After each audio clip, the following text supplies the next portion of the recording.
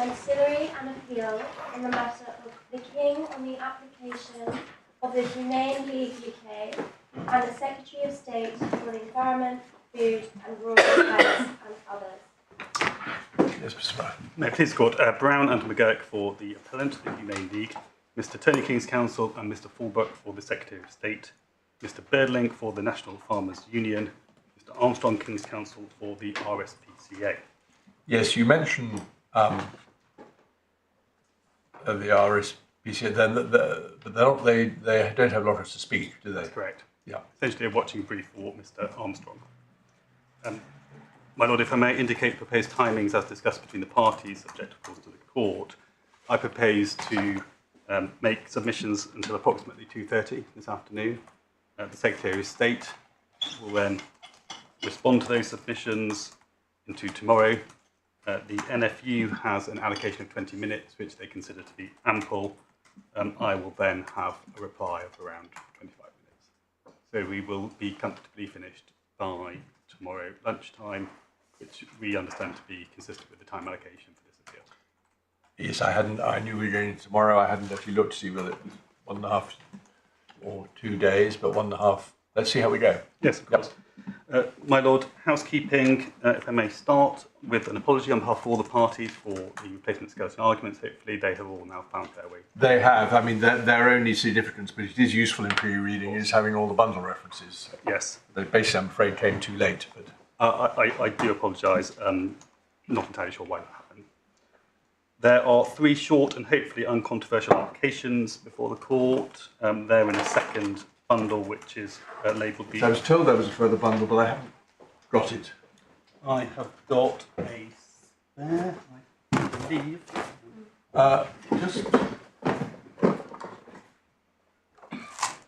Well, I mean, if the applications are what I think they are, and I'm not sure I even need it, but I did say to my client, don't bother to print it out because we've been promised a hard copy.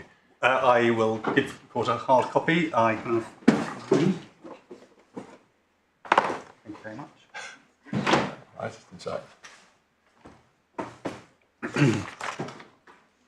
But even before they come, just tell us what they are. Yes, so there are 3 applications, all of which I understand have been prompted by directions from the Court, basically additional documents. So first application, we seek to put before the Court a hearing transcript from the 22nd of March 2022 Commission hearing, and I will make very brief reference to that in my submissions in response to... Yes, I hadn't realised that was the subject of an application. Are you able to tell me whether it's opposed? Not opposed. Yep, okay, well then that's granted, yep. And then, to be clear, that says transcript, RSPCA's grounds of intervention in the High Court and in the Court of Appeal. Right. That's not opposed. The British Poultry Council have made an intervention and they have applied to include 2 additional documents. They're not before the Court, but they have made that application and it's not opposed by my clients. Well, it's hard to see. It's hard to. I don't want to spend time on this. I haven't grappled with them, and nobody's going to explain them to us, so it's a little bit difficult to know exactly what we do with them. But the simple thing is to admit them and see where we go with them. Yes. If you don't oppose it. Yep. And the third application is the Secretary of State's application to adduce a third witness statement of Pamela Thompson, which exhibits a report in relation to the trigger system, and that is information which has been produced by the Secretary of State pursuant to his duty of candour. Yes. Not opposed by the claimant. Very well. I mean, it remains to be seen whether it will really advance the argument before us. That's another matter. But all right, all those applications are granted. I'm grateful, my Lord. The structure then of my submissions is as follows. I propose to make some introductory remarks, set the scene for the appeal, and show the Court some of the pertinent information in terms of the evidence, which will hopefully assist the Court in contextualising the legal arguments by reference to the statute. I will then make submissions on the statute, the grounds of appeal, and address the Secretary of State's counter-arguments as we perceive them. The Court will appreciate that the principal issue is one of statutory interpretation. However, there are further grounds of appeal, which I will then address thereafter. So with that structure, I'll begin with the introduction to the appeal. This is an appeal with the permission of Lord Justice William Davis against the order of Sir Ross Cranston dated the 24th of March 2023, dismissing the claim for judicial review. The court will have appreciated that my client is a charity which promotes animal welfare, and it is supported in this appeal by the intervention of the RSPCA, and it is right to acknowledge that this issue is considered to be the single most important animal welfare concern for both the Humane League and the RSPCA. And the specific issue that occupies the court today is the welfare of conventionally reared meat chickens, which are known as broilers, of which in excess of 1 billion are slaughtered in the United Kingdom every year. Of those 1 billion animals, 90% are fast growth breeds. And it is our submission that the evidence demonstrates, and the court accepted, that they suffer from exceptionally painful health problems for the entirety of their short lives. And they suffer from illness at a much higher rate than more robust, slower growing breeds. We acknowledge, of course, that the broiler industry is a significant part of the food supply chain in the United Kingdom, and it follows, therefore, that the correct interpretation and application of the regulatory framework is of some considerable public importance. And at the heart of the claim is the operation of the law in this field of food supply and animal welfare. The relevant legislation has been made by the Secretary of State pursuant to authority granted by Parliament. We say that the responsibility for the interpretation of that legislation constitutionally rests with the court. And one would expect in these circumstances that the Secretary of State would have a particular interest and concern in relation to the correct interpretation of the legislation.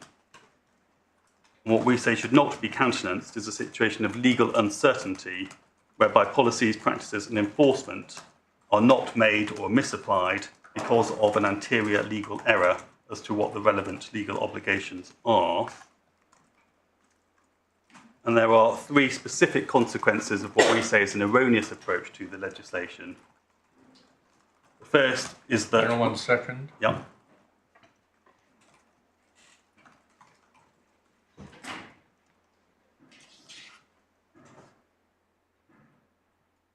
You say erroneous approach, you mean misconstruction?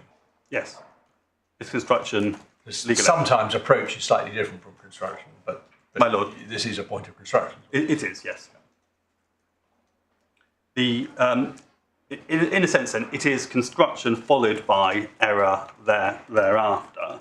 So the three specific criticisms we make are, first, that the Secretary of State's policy, in the form of his code of practice and guidance, rests on legal error, namely misinterpretation of the statute.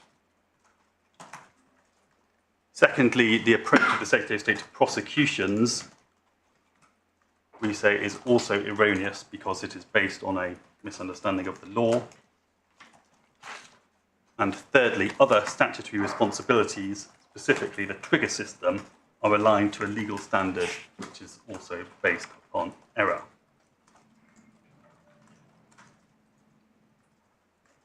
Our appeal is squarely placed upon the principle of legal certainty, which we say demands that this be clarified, not least because, as we will see, the Secretary of State's interpretation before the court below and this court is so opaque as to effectively render the legislation worthless.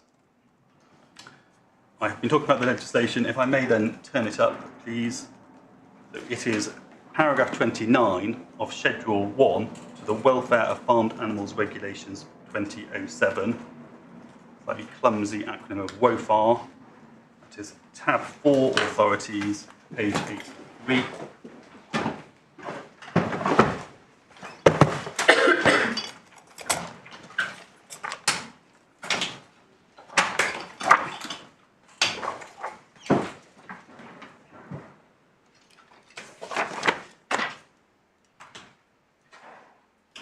Paragraph 29, animals may only be kept... So, sorry, which page are we on? Of course, it is page 83. Is the court using tabs and paper bundles? So that will assist my referencing. Right. It looks like it. I think we're all three using hard copy bundles, so it's Yes. useful to be referred to the tabs. Yes, I've obviously been looking at it somewhere else, but yeah, here it is. Yep. Animals may only be kept for farming purposes if it can reasonably be expected on the basis of their genotype or phenotype that they can be kept without any detrimental effect on their health or welfare. And of course, we're going to pass the statute as part of this appeal. The broad parameters of the argument are as follows. The appellant says it operates where a reasonable observer would conclude that there are relevant detrimental effects on... Hang on 1 second. These are important propositions, are they? So broad propositions. in that case, I'll just write them down. So it only operates... Sorry, If we say it operates, it's broad propositions. I'll go through the finer points of detail. Of course, it's useful to have the broad ones. Operates... Where the reasonable observer would conclude that there are the relevant detrimental effects on the health and welfare of the animal in normal commercial conditions.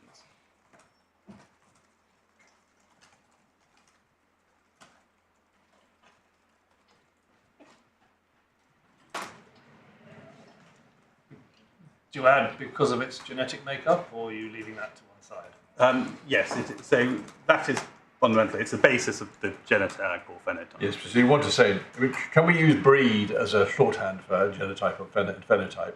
Otherwise, I'll need a biology lesson. Yes. Well, from my perspective, we can use the word breed. Yeah. So it's really detrimental effect on animals of that breed. Is that the right way of putting it? I mean, in summary terms. In summary terms, Health and welfare of animals of that breed kept in normal commercial conditions. Is that right? Yes, that's the emphasis. Well, the difference of emphasis is that we say, well, this has to be placed within the context of the wider framework of the legislation, which establishes a minimum baseline for normal commercial conditions. And we'll come on to that in Schedule 5A. Okay, hang on 1 second.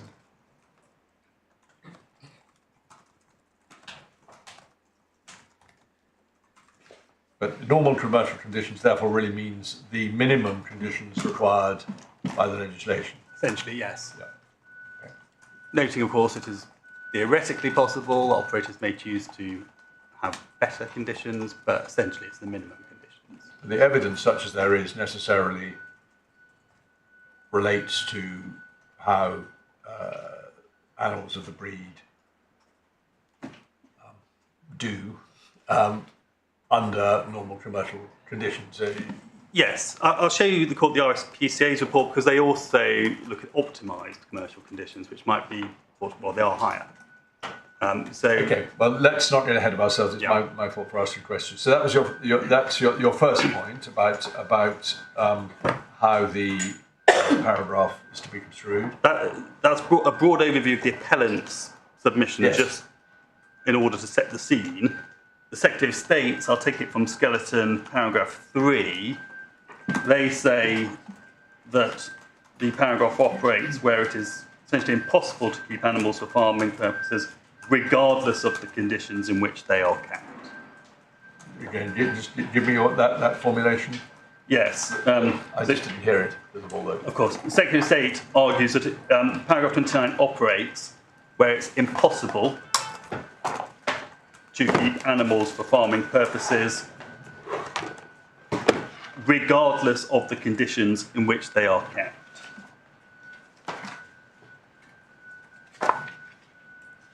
Yeah, well, you've elided various points there, but it's only a summary, right? Absolutely. I don't shy away from that. We'll hear Mr. Turney's version, but that's what you say they say from their skeleton argument. Yes, I've taken that from paragraph 3 of their skeleton argument for this appeal. Well, what does that mean? The only specific example that they have given, if I may show it to you, it is in the application bundle that I handed up. It's in the transcript.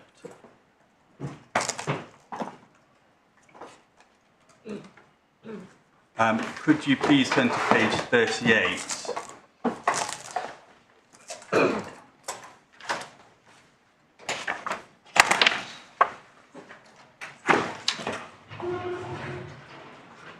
This is page 25 of the transcript, page... Well, it doesn't matter. 38 of the bundle, that's all that matters. 38 of the PDF, and is it 29 of 38, I'm afraid, is the reference in the bottom right. Oh, sorry. No, this is... What did you say? I thought you said 38. I did, and it's Okay, but you meant 29. It's 38 of the PDF, I apologise. It's 29 of the hard copy bundle. Don't tell me the numbering in the electronic... I won't make a joke about this, is an important case, but seriously, I know. We've been going long enough for people to work out that it's important that the hard copy and the electronic bundle correspond. I don't know why people still can't do this. I know. Right.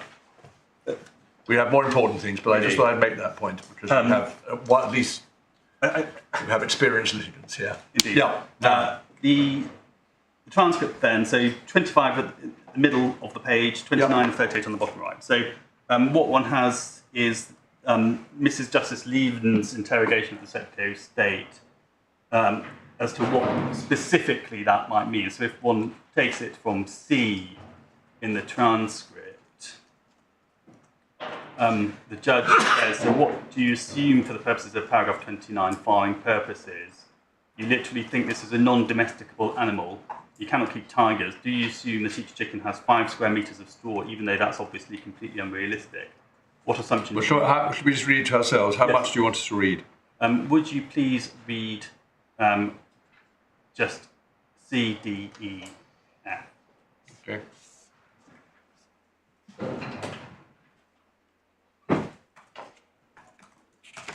Yeah. So where we understand matters is that we are talking about farmed animals, so we leave out the tigers to one side.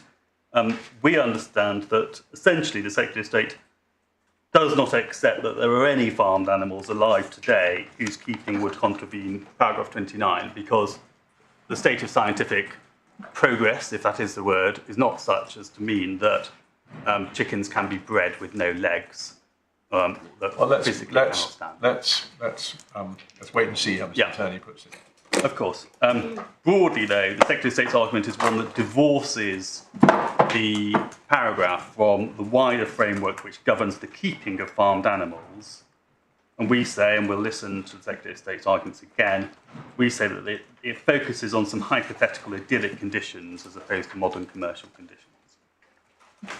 Can I just add? Yeah. This paragraph 29 appears under, or following paragraph 28. Yeah. And following a heading which is breeding procedures.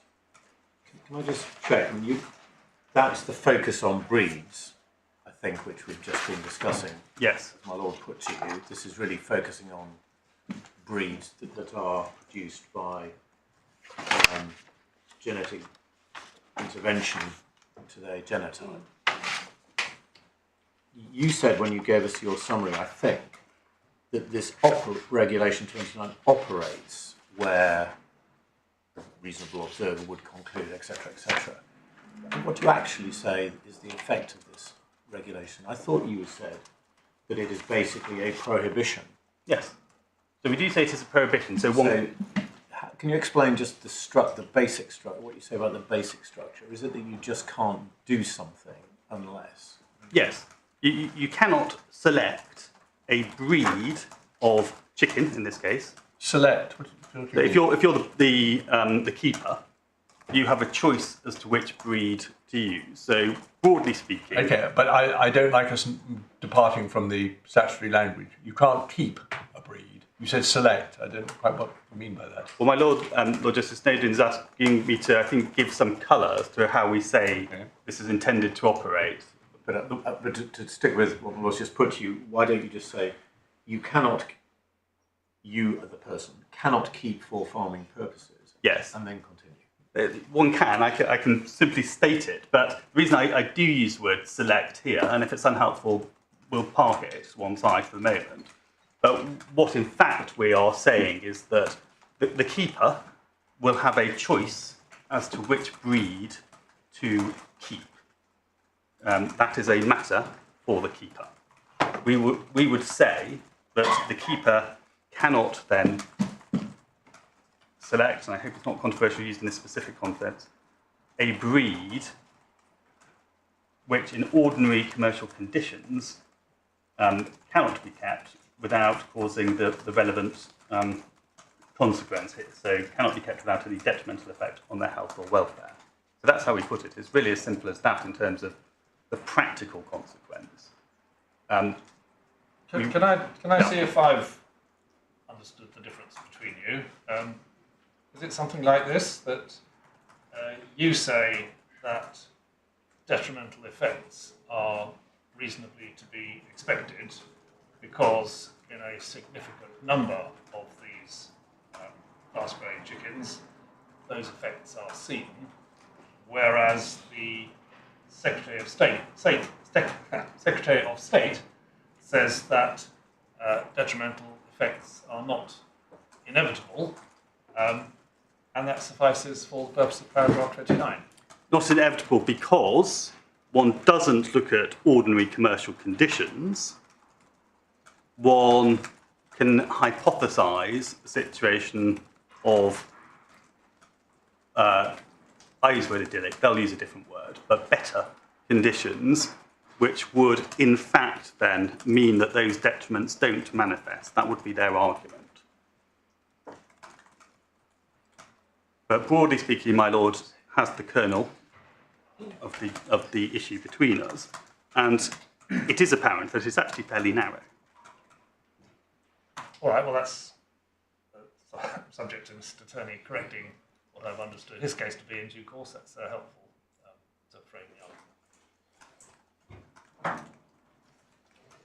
What we say is important from the way that the Secretary of State put it in the transcript for the judge is that they necessarily concede that selective breeding is precisely the sort of development that might engage the legislation,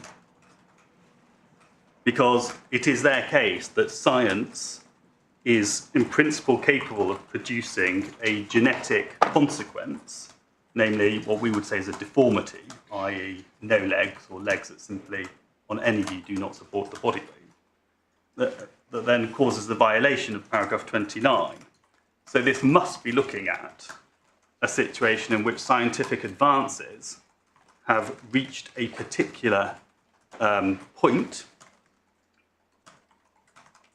whereby the detriment has in fact become essentially inevitable. And we say that that is the situation here by reference to the evidence, which I'll show the court in due course. The state of development of fast-growth breeds is such that the genetic profile resulting from the selective breeding is causative of the suffering experienced by the animals. The language that is used by my clients, not adopted by the Secretary of State, is that of Franken chickens, namely that the science has created this particular outcome which prioritises meat growth above all other factors.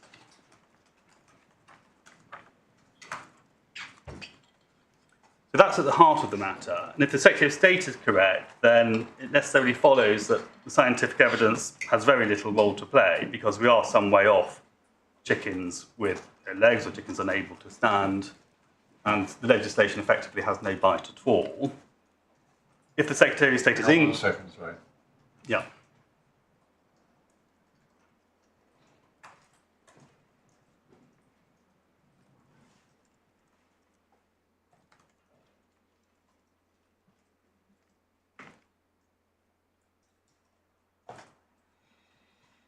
Yeah. So if it really is what we'd say is an extreme interpretation, then we would accept that that state of affairs has not come to pass,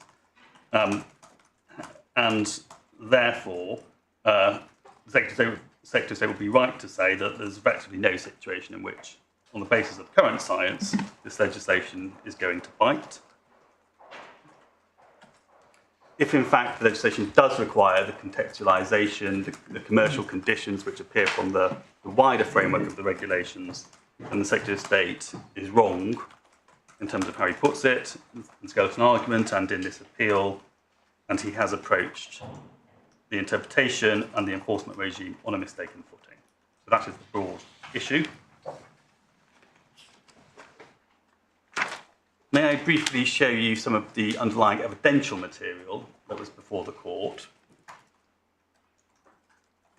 And if I can invite the court, please, to turn first to Ms. Bond's first witness statement, which is in the supplemental bundle.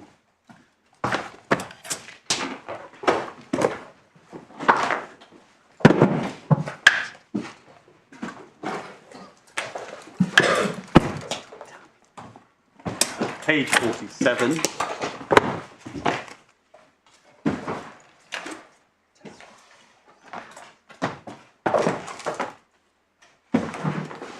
This appears as the first statement of Victoria Bond.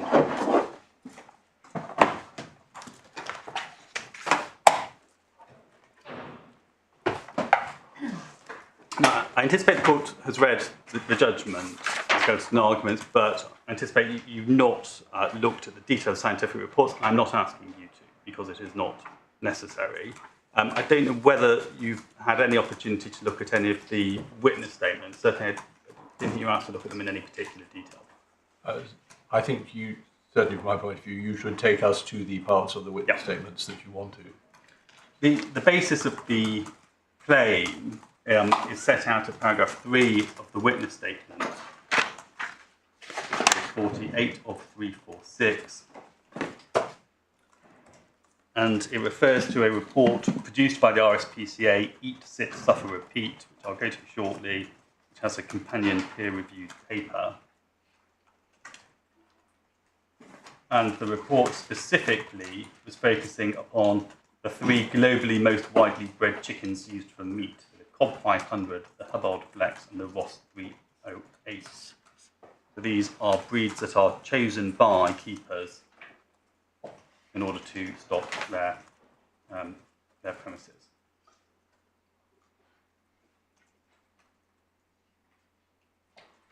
And the witness at paragraph 4 refers to appreciate that the fact of scientific consensus is not accepted, but the witness says the RSPCA report mirrors what's been scientific consensus for many years. Fast-growing broiler breeds, those that grow between 2.1 kilograms to 2.3 kilograms within 34 to 36 days, which are also known as conventional breeds, experience a number of... Sorry, do you know, rather than just... Yeah. What would you like us to read? These, can I ask you to read 3, 4, and 5?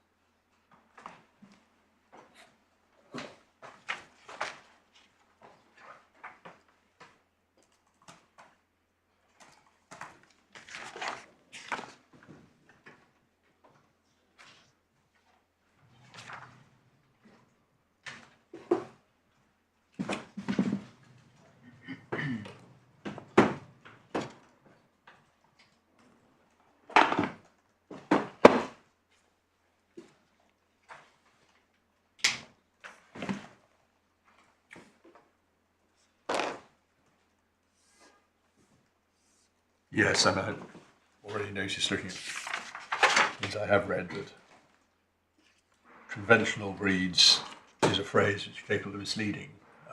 Yeah, it is. It doesn't mean what we used to have before we had faster growing breeds.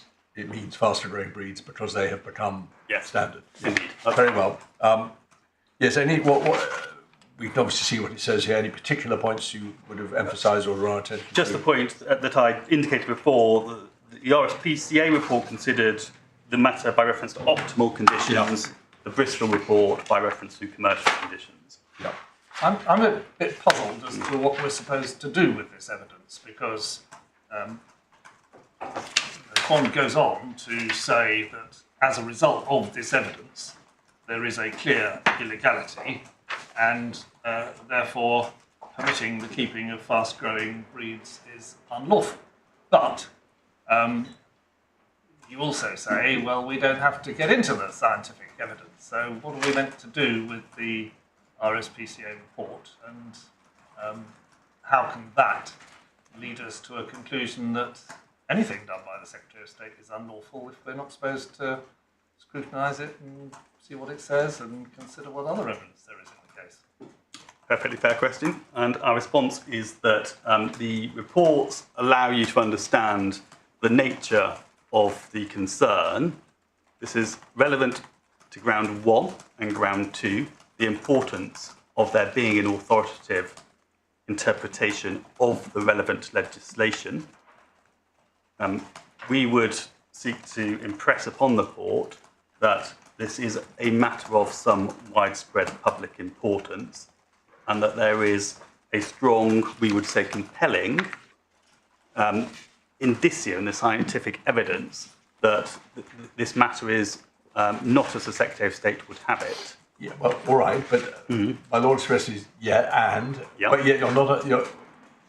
I think what you're saying is this is background just to show how important it all is. You're not asking us to make a finding that these reports are conclusive of. No. And I'm not asking you to conclude, contrary to, I think, the NFU and the British Poultry Council, that we are saying that there is an a fortiori illegality in the use of conventional breeds. We're not saying that it is inevitably illegal. We strongly suspect it would be, but that's a matter for the relevant magistrates' court in due course.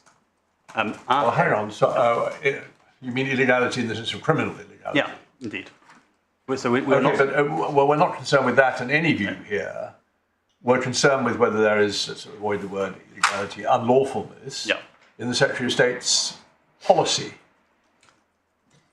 Yes. So that's really where you should be fair. Well, are you asking us to say that these reports conclusively show there's unlawfulness in her policy, or are you merely saying? Sorry, I'll be more precise. Are you saying that these reports show us that there is unlawfulness in her policy because the reports are right? Or are you merely saying there is unlawfulness in her policy because she's taking the wrong approach in law, and you're relying on the reports to show that that may well have, and you are pretty sure will require her to make a different decision? Yes. But that's not for us to decide today. Correct. That is how we put it.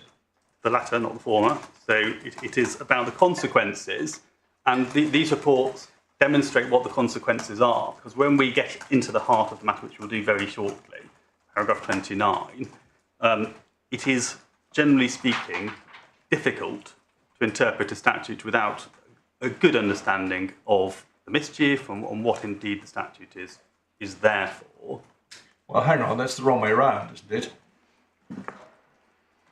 I can understand you want to show us this report, but it didn't help on that. We know what the mischief is reasonably apparent. Mm-hmm. It is that you shouldn't be allowed to keep breeds which are inevitably going to suffer from health and welfare issues. Yeah.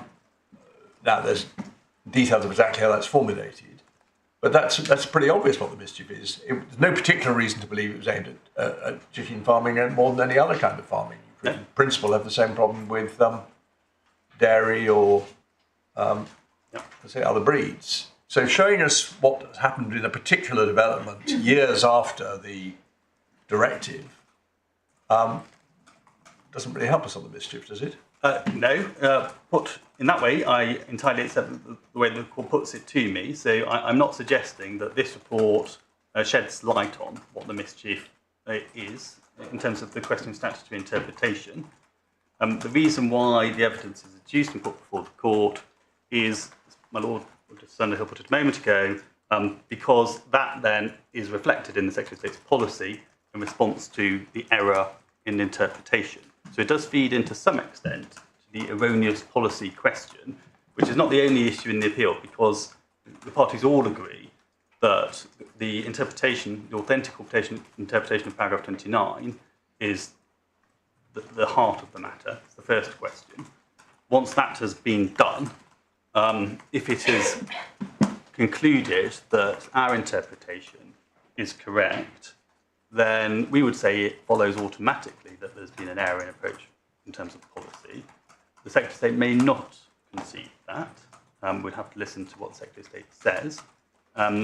But they say that the opposite is also true, that if they're right about paragraph 29, then we're wrong about the policy because it necessarily has been adopted on the basis of an interpretation. I get all that, but I think we've probably got as far as we can on this. What my lord asked you, if I may say so very pertinently, is what use are we supposed to make of this evidence? And you have made it clear that, in the sense we define more accurately a minute ago, it's essentially background. Yeah. We're not asked to make any findings of fact on the basis of this evidence. That is absolutely right. Yeah. Okay. Well, that being so, you can take it's very clearly summarised. I'm respond. I'm not. Do you need to take us to the report itself? Well, up to you. But I'm just wondering. Well, I don't want to test the court's patience. If the court has had an opportunity to consider it, then that is fine. I wouldn't ordinarily want to go straight to a cold question of interpretation without there being a proper process of contextualisation, given how important that generally is. But the court may already have done that in its pre-reading. So my intention was to take you to some key aspects of it, but it's whatever. Why not indicate the passages that you would want to be sure that we have read or will read? Yes. And that's probably enough, isn't it, for your purposes? I don't want to stop you doing anything, but now we've understood how this works, I honestly think getting into the detail isn't going to help the questions that we have to decide. Well, I'll... So show us the passages. Yeah. And... there's a further point in the witness statement. I simply...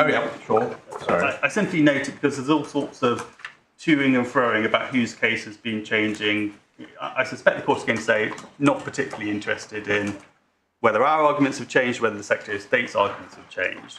Right. The only point that the witness makes, which is at page 10, is that the Secretary of State's position, pre-action, and indeed in response to the PAP letter, was that they would not tell us what paragraph 29 of Woe Farm meant because they said it was legally privileged. And there was a meeting note which records that at page 212 of this bundle. Well, are you asking us to look at this or not? If so, you better show us where the evidence is. No, we don't need to turn that up. What I will ask you very briefly to look at in this bundle at page 216, please, is the policy position as it was put to the Minister.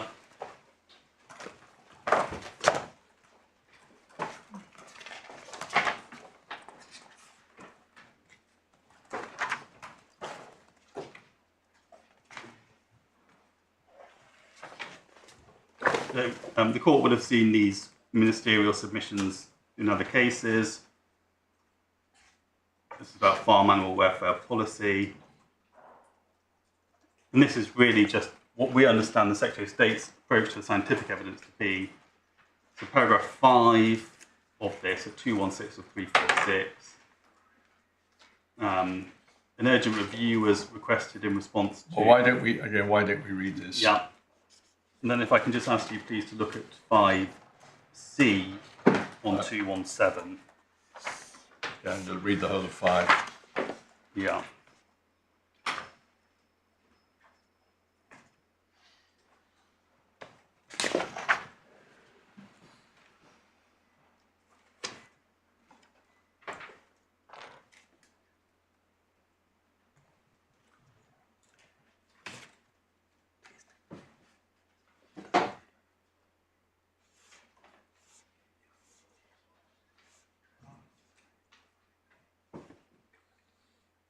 Yes. So we say that that is a correct reading of the scientific literature, namely there is an inevitable compromise on health and welfare. In terms of the RSPCA report... How But you're not asking us to agree whether that's right or wrong. No, I'm not. Okay, so what do we do with it? Note it, and I'll very shortly get to the statute. But my lord's absolutely right. The court's not being asked to make a determination as to the state of scientific knowledge. The court quite properly pressing me on this. I hope my response is clear. I won't trouble you with it again, save to answer my Lord Justice Underhill's point about, well, what are the references to the RSPCA report that we say are particularly relevant. That's supplemental bundle 155. The conclusions are at 159, and the executive summary is at 161.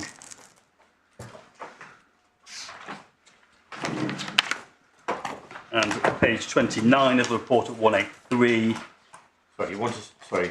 Where are we? Sorry, I missed all those references. I apologise. It's supplemental bundle, please, at page 155. You will have the report. Page 155. Yeah, so 155 over 346, and you will see. Sorry, wait. I haven't got it. Of course. By the way, you don't have to say of 346 each time. It just slows everything up. I apologise. Okay, 155. I'm so sorry. This is entirely my own fault. I took this out and to read it separately, and I've obviously put it back in the wrong place. Okay, I found it now. So you see a meat chicken photo? Yes. Okay, I'm just put it in the right place. I'm sorry to hold everyone up. So conclusions are at 159. Does plumage have two M's, or is plumage something else? No, I can't answer on my feet, but my learned junior will supply an answer. I'm going with the former.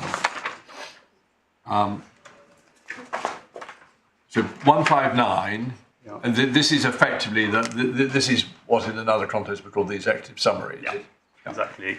But there is also an executive summary at 161. So, in a sense, I'm not sure entirely what the difference is between the conclusions and the executive summary. That's where one finds the substance. Yeah.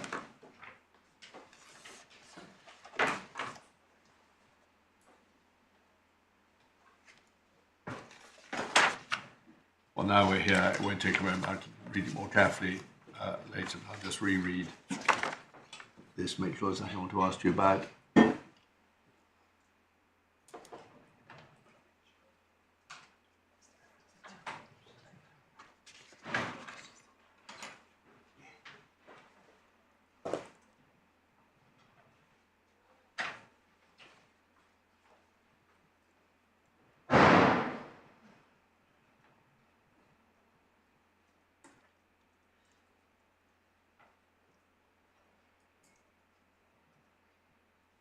Yep. Then one has slightly more detailed conclusions at 183, 29 of the report.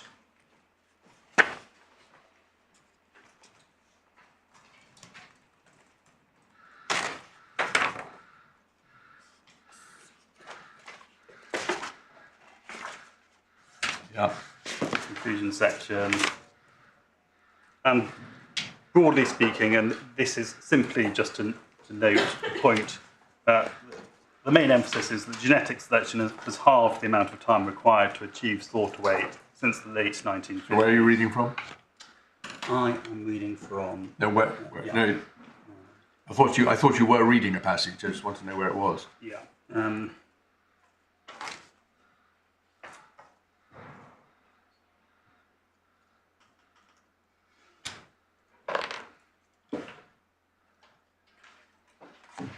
Specifically, I've extracted that from the top of 165. Oh, I see. Oh, sorry, I misunderstood. I thought you were reading something. So, well, just tell me what you were saying. Yes, genetic selection has halved the amount of time it takes for a meat chicken to achieve the same slaughter weight. Yeah. And as a result of that, there are serious problems for health, as set out in the study and the other studies referred to by Ms. Bond at paragraph 28. Yep.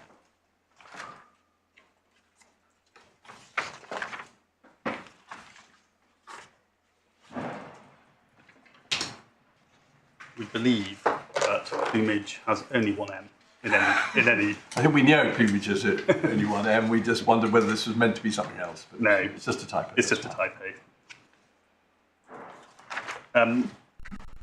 Insofar as the Secretary of State's evidence is considered to be important, I'll let the Secretary of State deal with that. You have witness statements from Ms. Thompson on behalf of the Secretary of State. You have a witness statement from Mr. Goodfellow, which is at 123 of the supplemental bundle on behalf of the RSPCA. And the main point, amongst many other points of detail made by Mr. Goodfellow, is that in the Netherlands, the retail market is entirely comprised of slower growing breeds. So for what it is worth, it is certainly no difficulty for keepers to keep slower growing breeds, because that's precisely what happens in the Netherlands.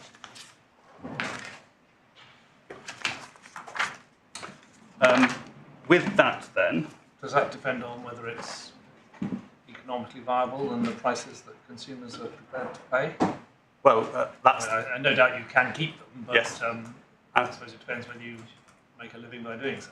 Yes, and the evidence for what it is worth is that in the Netherlands they comprise the entirety of the market.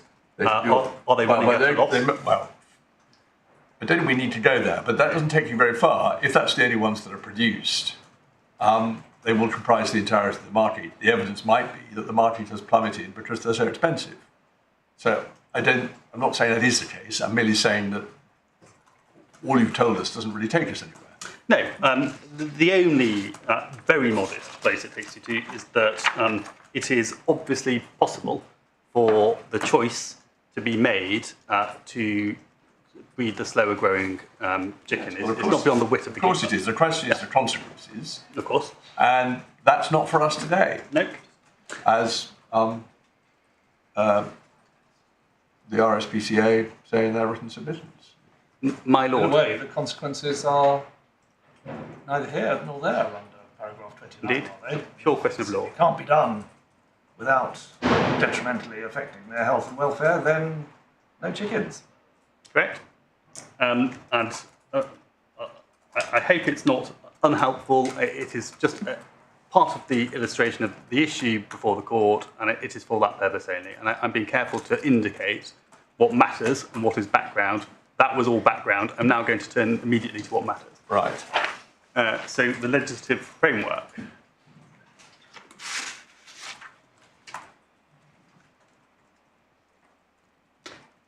So the welfare fund and the regulations are behind for the authorities bundle.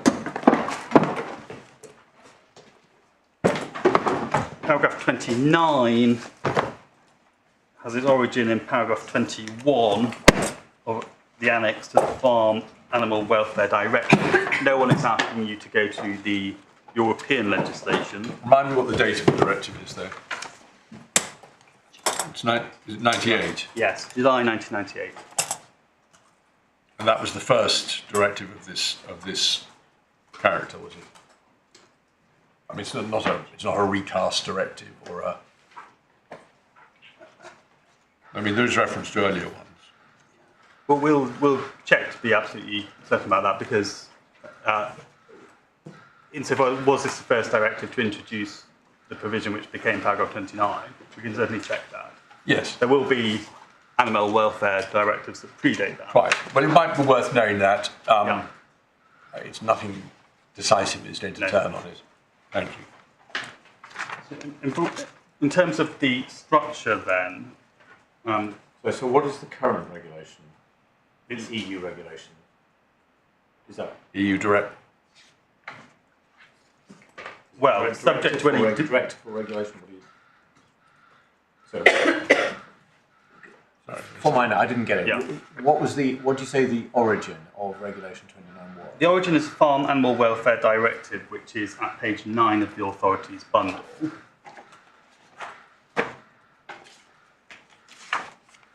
Well, yes, the directive starts at page 3. Yes, the annex, which contains the relevant corresponding provision which underpins paragraph 29.9. My Lord's right, the directive starts at page 3. As to the current state of the art in terms of European legislation, again, I'm afraid we'll just check whether there's been anything since. Right. Obviously, as a matter of domestic law, this is now And there could be the question whether it's retained EU law doesn't really matter because it was raids and the raids have carried on. Correct.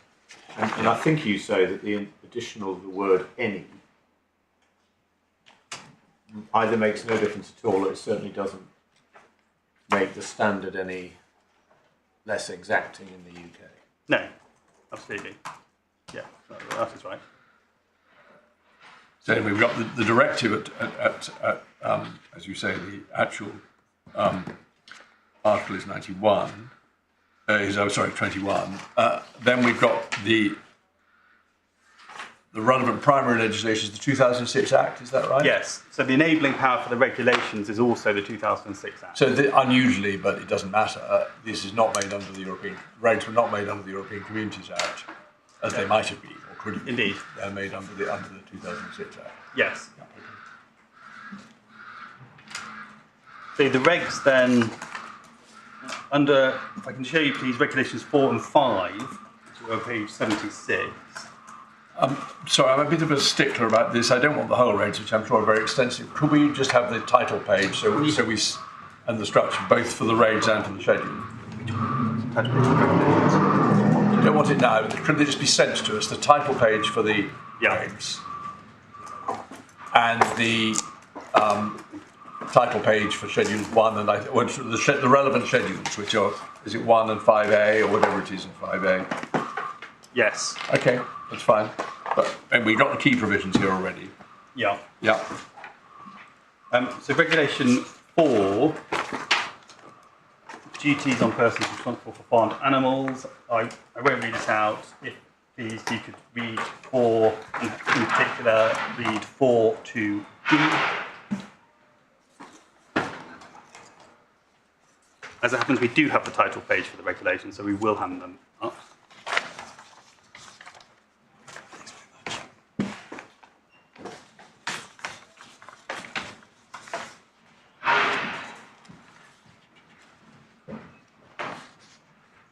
Sorry, there's so much banging going on out there. 4.2b. D, please, in particular. So degree of development. The 4, duties on persons responsible for farmed animals. Yeah, 4.2b. D. D. Yes. Sorry. Physiological, ecological needs in accordance with good practice and scientific knowledge.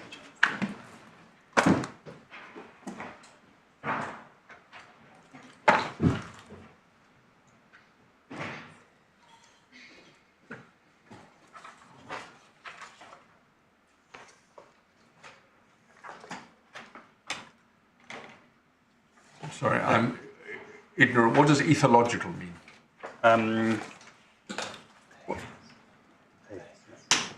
Behaviour. That's how we would best describe it. I don't quite understand, but I can look it up, don't worry. Natural behaviour is the qualification from Secretary of State, which we would... So it'd be behavioural Yeah. in that context. I see, so... Physiological and behavioural needs. In Yes. other words, the need of a chicken to get up, walk around. Yeah, exactly. Yeah. Yeah. Yes. Thank you. Then, please, Regulation 5. See, please, the reference at 5BA.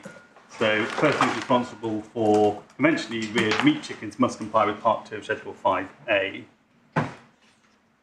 We'll look at that in a moment. And conventionally reared is defined somewhere, is it? Yes, so it's defined in Regulation 1. Defined where, sorry?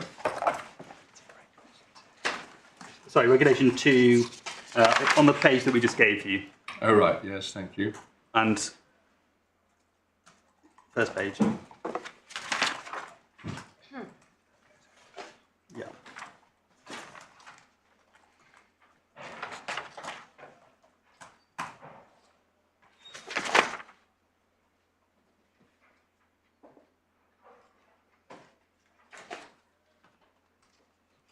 Yes, I see. Then C, please, codes of practice, regulation 6. Essentially, one has to be acquainted with the code of practice. I don't know.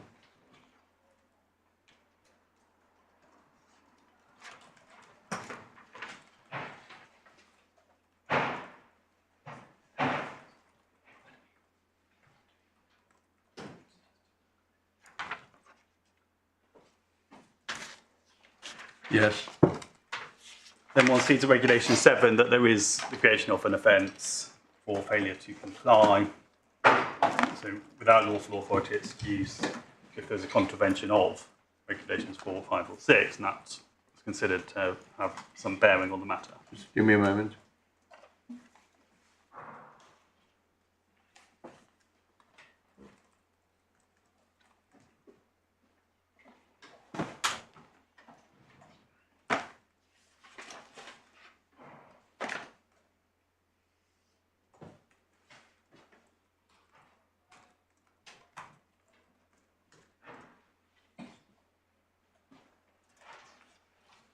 Yes, so A, local authority is the default prosecutor, but the Secretary of State can sometimes prosecute if That's right. gives appropriate directions. Okay? Then before we Yeah. Paragraph 6 is a little bit odd in some ways because the person responsible for the farmed animal only has to be acquainted with the code of practice and have access to it. Whereas if he has an employee, the employee has not only to be acquainted, but also to have received instruction and guidance on the code. Indeed, my lord. Should one read that as following that the person responsible has got to know the kind of things that the instruction and guidance would explain to an employee, or what? He must take all reasonable steps to ensure that the person employed or engaged by him does not attend unless that person is acquainted with or has received instruction and guidance. This goes to when we get to paragraph 29. What can reasonably be expected? What's the person expected to know? Yes. Well, the structure, of course, and so the primary responsibility with the keeper, but one accepts and the keepers will have employees. And the court's question is, well, they appear to have not just the same corresponding obligation, but potentially a more onerous one too. Is that the question? Yes. What does one make of that? Yeah, and on the face of the language, it seems to say that, but it would be surprising. Yes, it would be surprising. With conventionally reared animals, which almost by definition are large scale,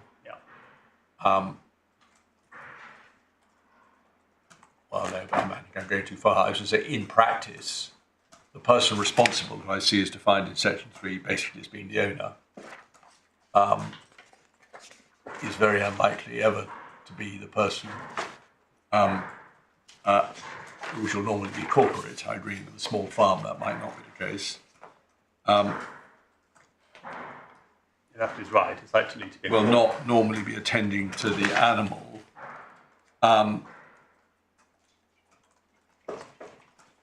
Well, it's a bit complicated because although the owner is always a person responsible, but a person in charge of the animal is also responsible. So suppose if you had a one-man company, which might well be the case with a medium-sized farm, the farm company would be one person responsible, but if the farmer was a hands-on farmer who actually went around the farm, he didn't do everything, he would probably be regarded as being in charge of the animal. Yeah, and therefore requires specific training too. I see. Well, I think we probably got there. More or less enough. Yep. That's regulations 4 through to 7. Schedule 5A implements obligations that are derived from the Chicken Directive. Sorry, where in the regs is the reference to 5A?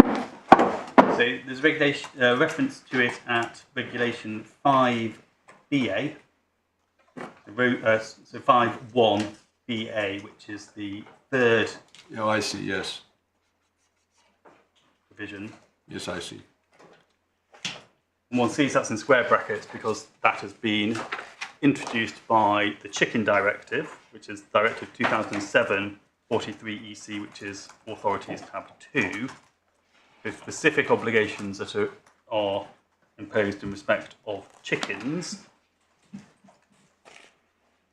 And to give effect to those obligations, Schedule 5A is adopted, which appears at page 85. Yeah.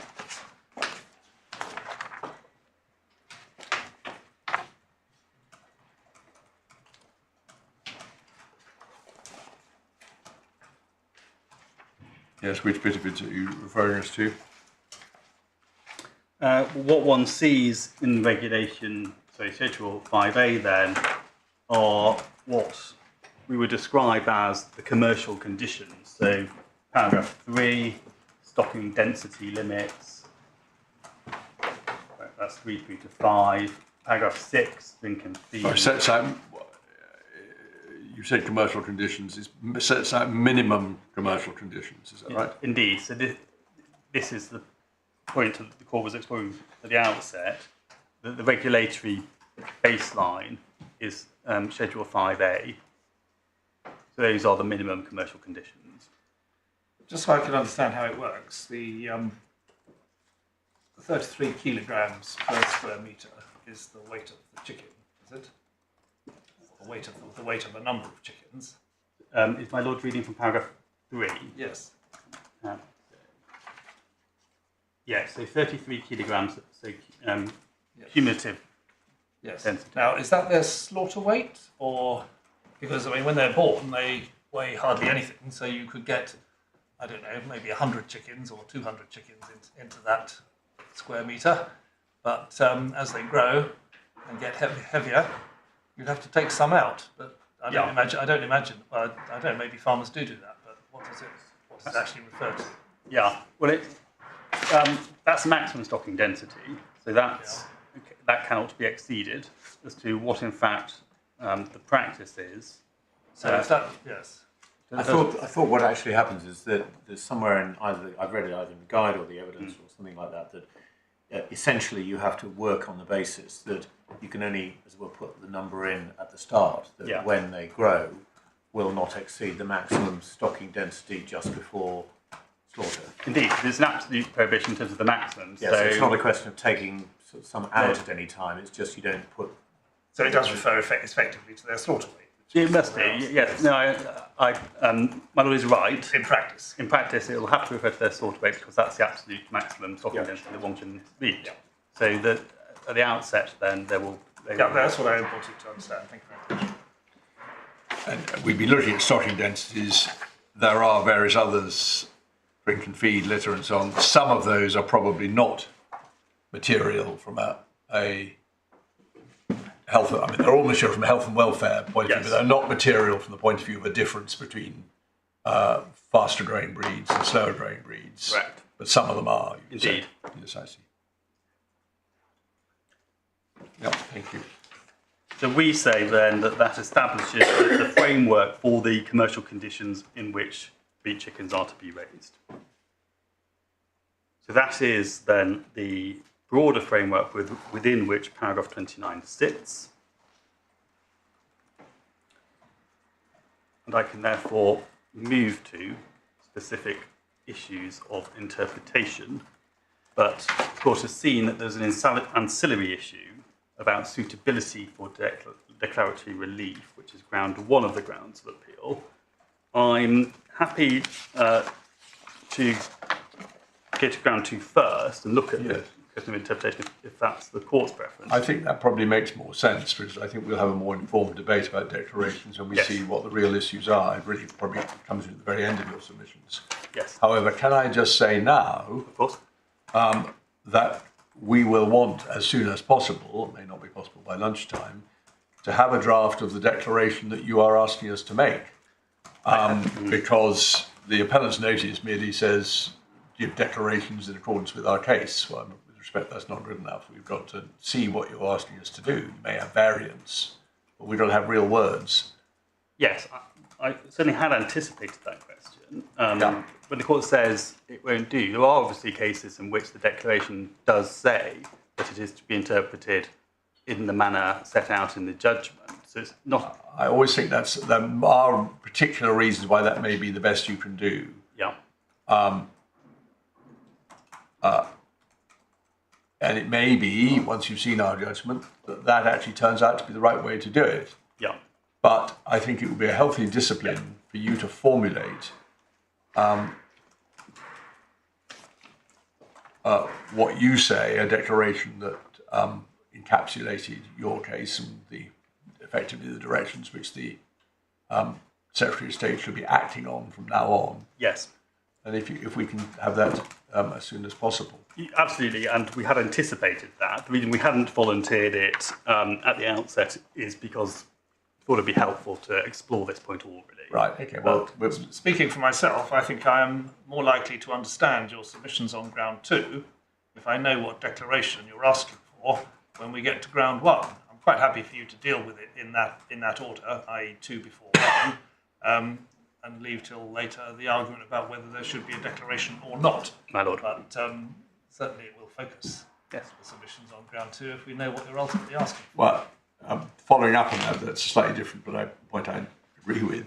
In a perfect world, if you had a form of words which you'd already, with all the normal caveats, prepared, why don't we just have it now? Not quite ready to go to press on it, but we will we'll give it to you at that time. That's okay. The sooner the better. Yeah. Right. So we make 11 points in terms of the statute. So paragraph 29.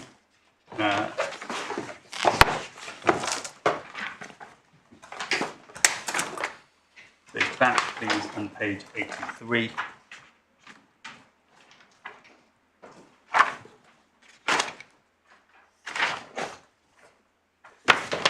Just to help my noting, are these the 11 points in paragraph 34 of your skeleton? They are. So I will take them in the order in which they appear in the skeleton argument. Well, give me a moment, I will then follow them.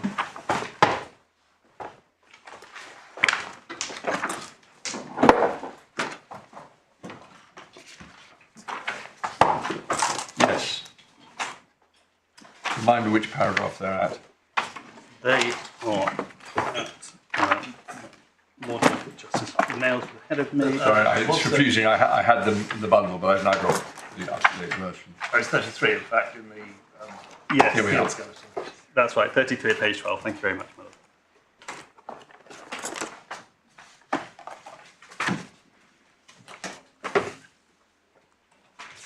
The first point we make, by reference to what the judge said at paragraph 87, that it is common ground that paragraph 29 must be construed in the light of its statutory and policy context, as to which we say that it is apparent that the paragraph is about the keeping of animals. The paragraph 29 sits within Schedule 1 of the regulations, and Schedule 1 is entitled General Conditions under which farm animals must be kept. So the principal operative verb is to keep. So we are in the context of the keeping of farm animals, and each of the specific subheadings that appears within the schedule are then specific aspects of keeping. That applies to staffing, inspection, record keeping, building and accommodation, animals not kept in buildings. They all impose obligations in relation to the keeping of farmed animals. That is our first point. Second point, in terms of the indicators as to what approach to statutory interpretation to take, we say that the court was wrong to hold at paragraph 87 that a breach of paragraph 29 constitutes a breach of regulation 4, which I've shown the court. That's the provision which requires the responsible person to take all reasonable steps to ensure that the conditions under which it is bred or kept comply with Schedule 1. It's a more nuanced form of liability. It's, as one has seen from Regulation 7, it's all reasonable steps and failures without lawful authority or excuse. You are not being asked to determine the scope of the criminal offence in these proceedings, but it is wrong for the judge to have held that there is an automatic offence if, for example, the offending breed is kept. So we disagree with the way the Secretary of State puts it in paragraph 40, that it's a strict liability type offence. That's not how it falls to be interpreted. On the contrary, there are a range of factors by reference to things like the code of practice and the state of scientific knowledge, as we have seen.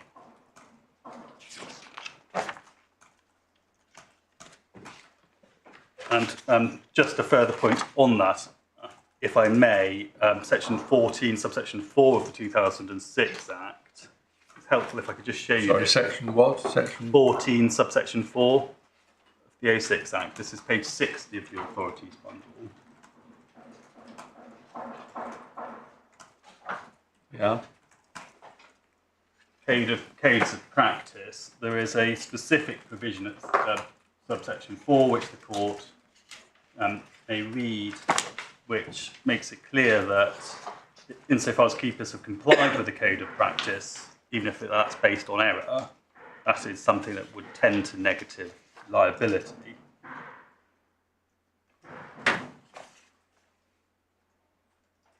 Well, it goes both ways. It goes both ways, but it's not strict liability. Reliance on the code of practice will tend to negative, and it'd be a matter for the magistrate to determine what that means in context. The fact that it goes both ways is important to our submission in terms of appropriateness, and perhaps ground one. Sorry, I just didn't hear what you said. So the significance of the codes of practice in terms of potentially negating or otherwise criminal liability itself demonstrates first that the actual criminal offence is rather more nuanced than the judge seemed to consider. That's the first point. And the second point is that it demonstrates the critical importance of the code of practice being based on the correct interpretation of paragraph 29.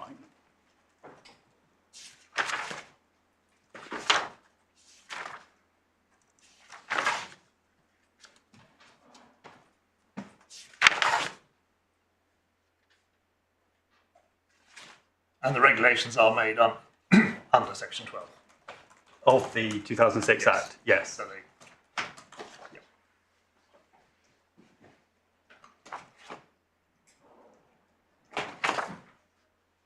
On the point then about criminal sanction, so the court would have seen that the judge considered that criminal sanction was a steer to a narrower interpretation than what otherwise may obtain. And this then engages the question as to whether in fact that is a legitimate approach to interpretation.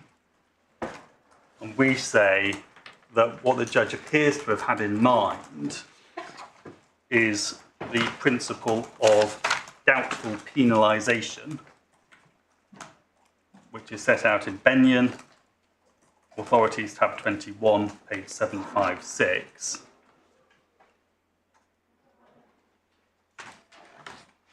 And if I could invite the court, please, to go to that.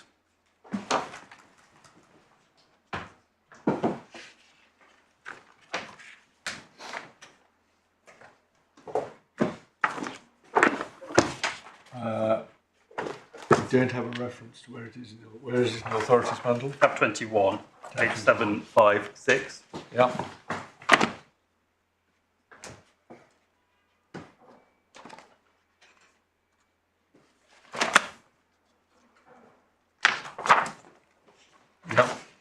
So, with some analogy with interpretation of commercial contracts, there is a threshold question as to ambiguity, namely that the statute has to be ambiguous in the legal sense before the principle This has been very comes into play. very poorly copied, but I can just about read it.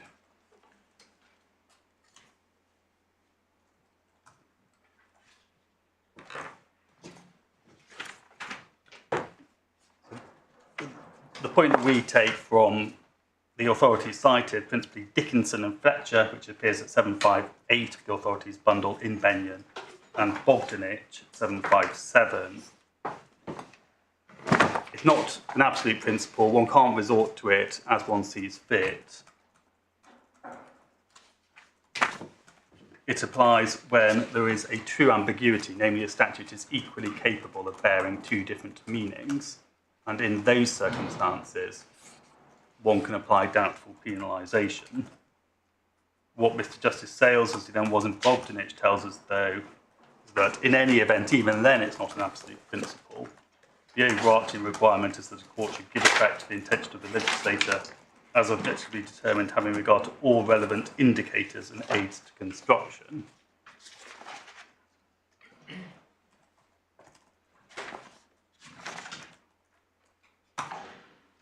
So certainly it would be wrong for this to drive the interpretation, which we say is essentially what the court below has done.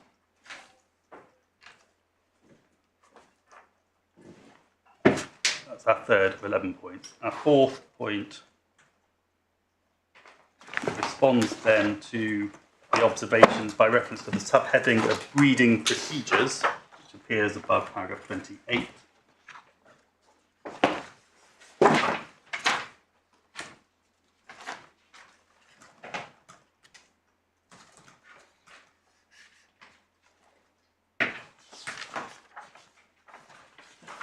Back on authorities, page 82.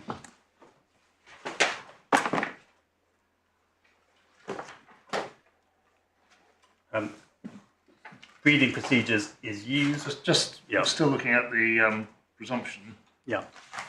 The extract says that one factor is the severity of the detriment. I was just looking to see what the penalty for breach of the regulation is, and it's imprisonment up to nearly a year. Yes. Yeah. Okay. Which is pretty severe detriment by most people's book. It is, but one has to overcome the threshold question as to ambiguity. Yeah. And we acknowledge that, but we would say, well, that simply illustrates the proper concern that Parliament has to ensuring that these minimum standards are complied with.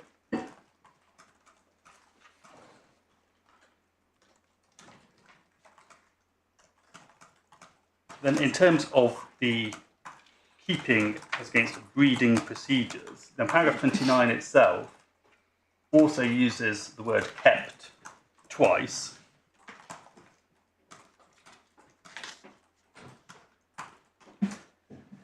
And therefore what we say, this is what we describe as the prohibition subject to the conditional permission, is that they can only be kept. Well, your skeleton rather slips from one point to another.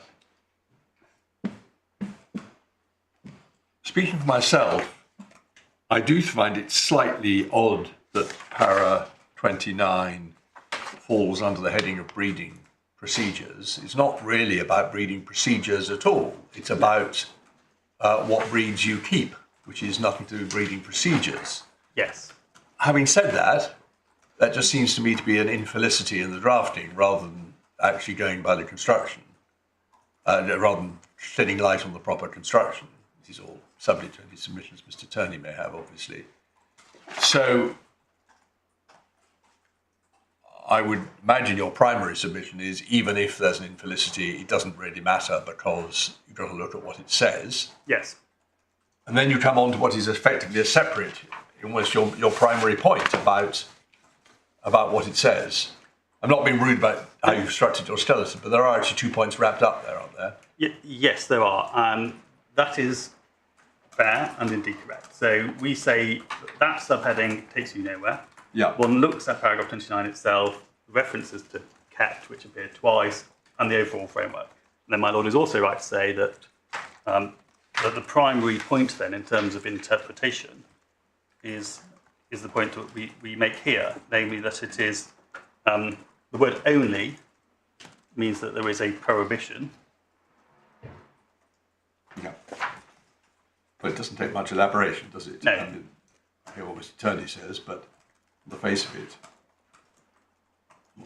where it gets you, you say it gets you a long way, but that is undoubtedly how it's structured. Indeed. Yeah. And it must mean what it says. And one then has to give effect to that. One can't say, well, that appears to be what it says. However, the penalties are quite severe, and I'm quite concerned about that. And therefore, I'm going to take refuge in some other interpretation, which is not what it says. That is not how one approaches Well, the that. Secretary of State agrees that it's a prohibition. See paragraph 3 of the skeleton to which you referred us at the outset. The issue is what it, well, not quite what it prohibits, but what are the terms of the permission? Well, What is the scope of the permission? I will take that, but the Secretary of State adopts that formulation in those terms then, says that it is agreed to be a conditional permission, then the only issue is what the words after reasonably be expected in fact means. Then we are, I think, where we started, with a very narrow point of distinction, which is our case that it means commercial conditions as regulated by Schedule 5A, because or Secretary of State's argument that one disregards all conditions. They say it does not matter. Well, perfectly reasonably, because you're responding to a question. But you're really anticipating that this will be one of your 11 points. Yeah. At the moment, the point we're on here is structure, which, as my lord says, I think unsurprisingly, because you see how you get around it, this is the structure of Para 29. Indeed. It says is common ground. Yeah. So you say the judge obviously went wrong in 88, you said skeleton. You don't actually criticise, unless I've missed it somewhere, you don't also criticise what he says in 89, although maybe it does follow. So, is that right?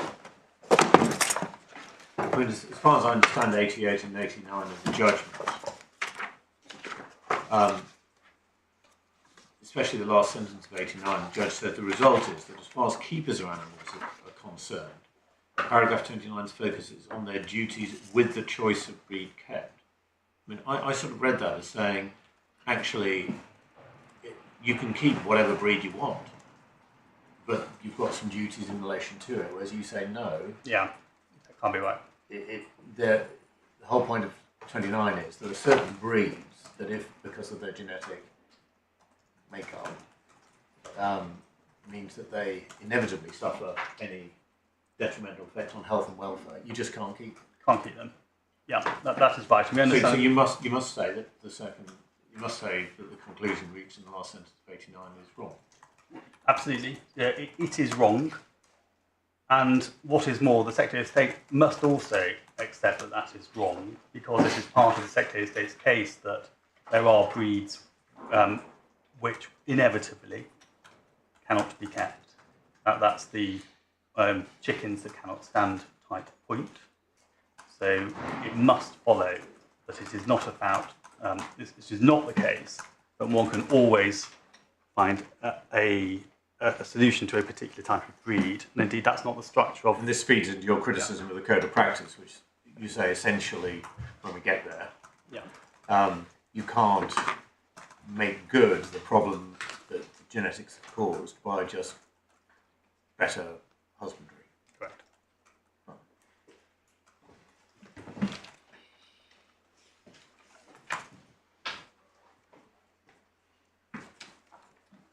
Our fifth point concerns then the point about doubtful penalisation, but in the sense I think... Yes, I mean, again, I'm just so I understand it rather than any sort of criticism. You rather jump to that.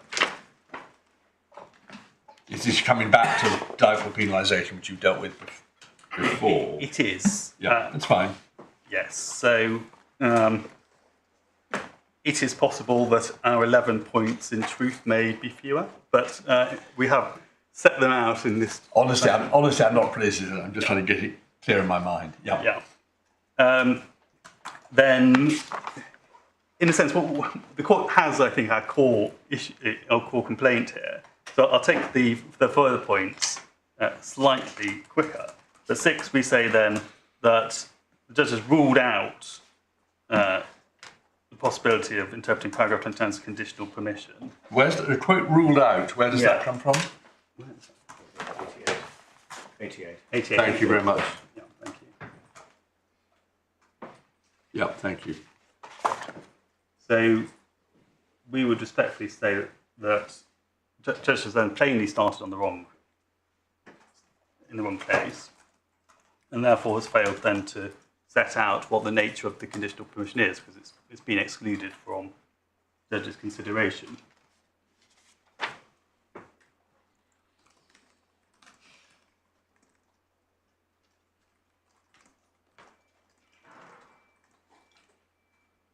So that's specifically by criticism of paragraph 90. Then, in terms of the conditional permission, we say it is as it says. There cannot reasonably be expected to be any detrimental effect on health or welfare. Do you accept that it's any other than de minimis? Well, it's not a detriment if it's de minimis. That would be my submission. A detriment by its nature is something more than de minimis. That is where we would put the threshold. I mean, it's difficult to find a good analogy. Humane is an employment law analogy where the concept is very common, and broadly speaking says that it has to be more than de minimis in order to be a detriment. The judge actually got to, maybe I think you get this somewhere, but the judge, in a sense, talked about without any obvious or deleterious effect. Yes, which is a high threshold. Yeah. And we say there's no support for that. And that's... Deleterious perhaps means no more than detriment, but obvious certainly adds something. Yes. Probably the flavour of deleterious is slightly harder than detrimental. Yes. Detriment is essentially the starting point above de minimis. Deleterious would tend to suggest something more than that. Yeah. But the real point is don't use adjectives that the statute doesn't use unless they're really necessary in order to explain it. Yes, my lord.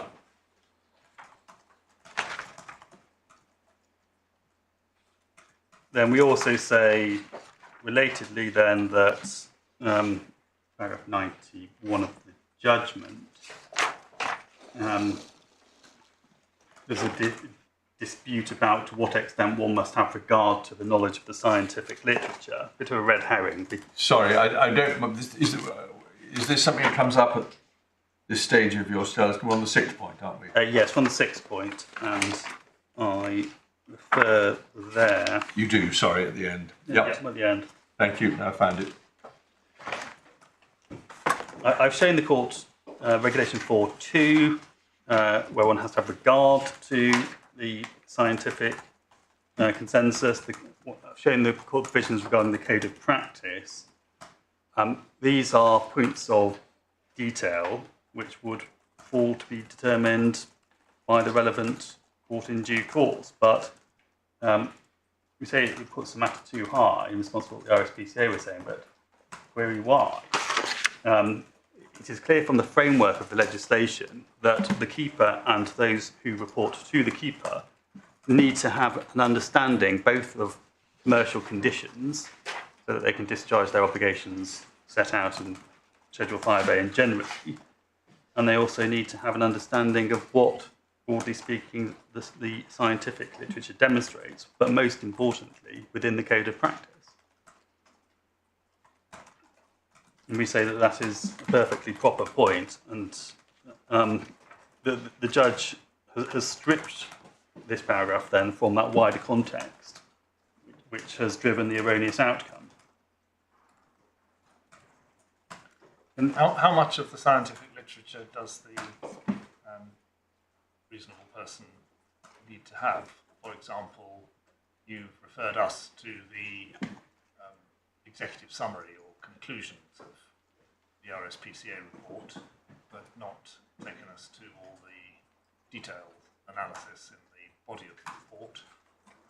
Should the reasonable person be aware of broad conclusions, but not necessarily the detail, or what do you say? Well, I don't need to say anything specific. I understand why the court asks the question, but our case is very much predicated on the fact that if there were to be any prosecutions, which we think is not likely, because what we think is more probable is that once the legal error is corrected, the code of practice is corrected, and then there becomes a process of compliance with the law as correctly stated, such that it is unlikely that these hypothetical prosecutions will be brought. However, it's possible.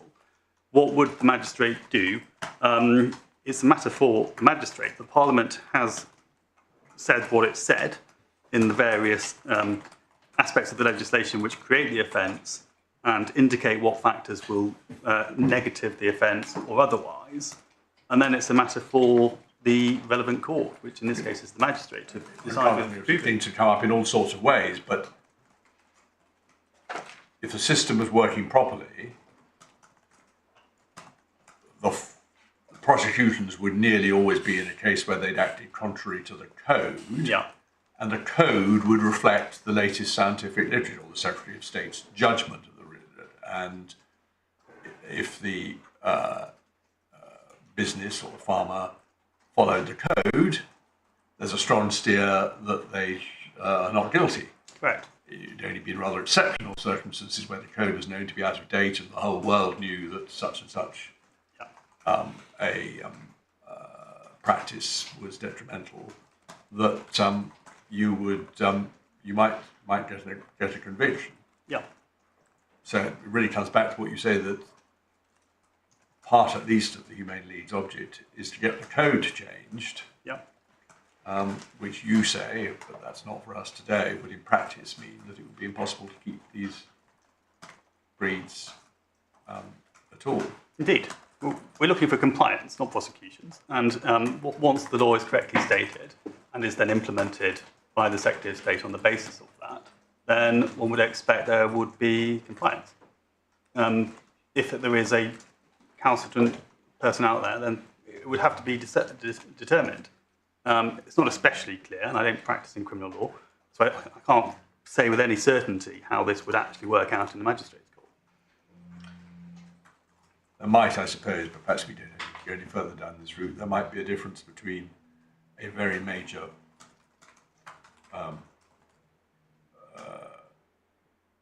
breeding operation with, I have no idea what large numbers are in this field, but tens of thousands of chickens and millions of pounds of turnover might be expected to have a wider knowledge of the scientific literature apart from the code. Yes. Than one-man operation. Yes. But for the reasons you would say, we don't really need to go there because it's all really directed at getting the code right. Indeed. And that is why it's judicial review claim fundamentally. Does that assist my lord? I appreciate it's not a precise answer. Yes, to an extent, although, as I understand it, you're saying it's not for us to say whether the scientific literature is such that we can conclude that these breeds should not be kept. That has to somehow go back to the Secretary of State in the light of whatever we might say about the interpretation of paragraph 29. The Secretary of State will then make a decision. If he says, well, I'm now persuaded that these breeds can't be kept, then the options will be either to stop keeping them across the whole of England anyway, or to amend paragraph 29. On the other hand, if he says, well, I still think that they can be kept, and the code allows that, then will that be an end of it, or what? We may trouble the court again if that's the position in response to the evidence. That's a different judicial review claim from the one that would be a rationality challenge. Basically, that would be a rationality challenge. One might see other ways in which it could be articulated, but broadly speaking, yes. Yes, okay. No, I understand now. Seventh point, then this is a point that's been covered as many of them have. So it must be the genotype or the phenotype which causes the detrimental effect, so the breed. So the consequences of being that breed in the farming conditions, in commercial conditions, must cause the detriment as opposed to something else.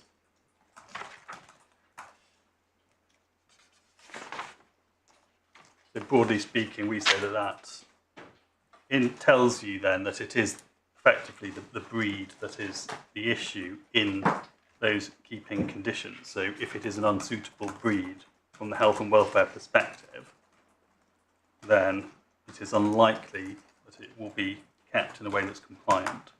I don't think anywhere in your 11 points, but if you do, I'll obviously wait till you get to it, you address the question of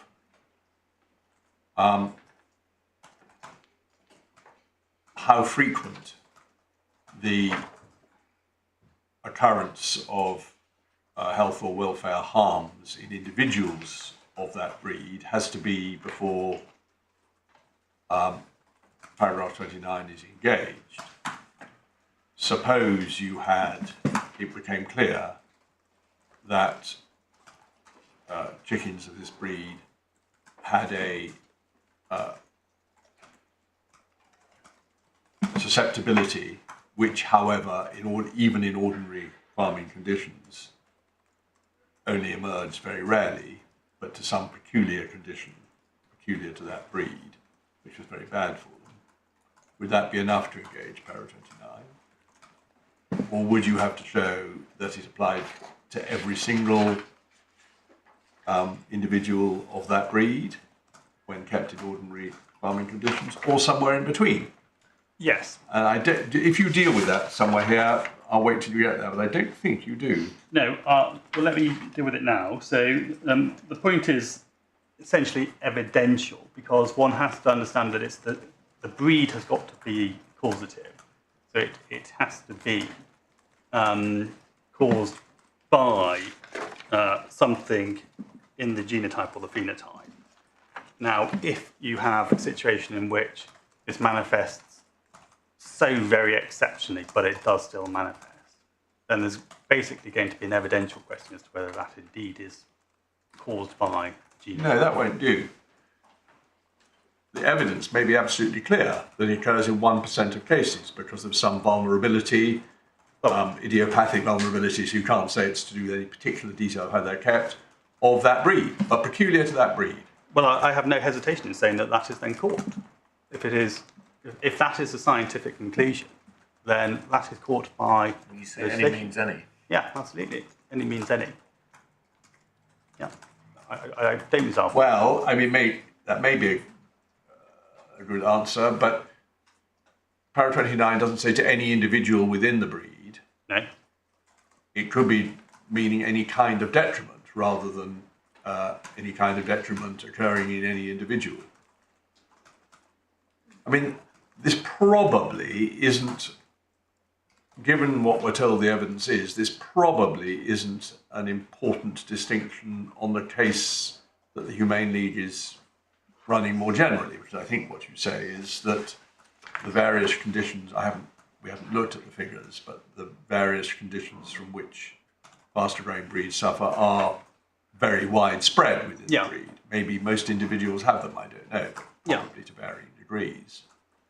But I still think conceptually, if we're going to give guidance on this, unless we're told it really doesn't matter at all, we ought to say something about it, oughtn't we? Ought you? I'm certainly content for you to do so. And the answer there is the one I gave, namely that the word any does mean any. My Lord Justice Snowden puts it. And the hypothesis that's positive then, I have no difficulty with, in the sense that it demonstrates the non-viability or the unlawfulness of the selected breed if it is producing that outcome.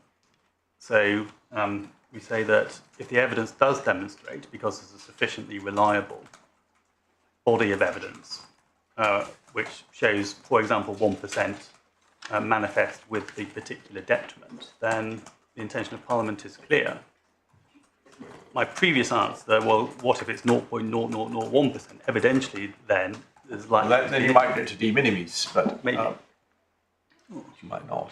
Well, the harm isn't de minimis for that Yeah, that's the problem. 0.001%. No, indeed. But if the evidence, we put as many zeros as are required, if that's what the evidence has established as a matter of sufficient scientific study, then we would say, well, that is the consequence. And if the Secretary of State wants to then insert something which says, well, notwithstanding that, we think that's too onerous to limit the selection of breeds because of a 1 in 8 billion type outcome, that is a matter of the Secretary of State.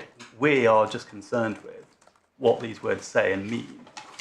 And one can always test it with... Okay, it's often useful to test by absurd examples both ways. But it could be more substantial. Again, I don't know what the evidence shows, since we've been not encouraged to look at the evidence, because it may be contested. But if the evidence showed that it's almost bound to be much more nuanced, not every chicken will suffer to the same extent from these various conditions which are identified. But the evidence showed merely that there was a substantial occurrence of 3 or 4 serious and harmful conditions. I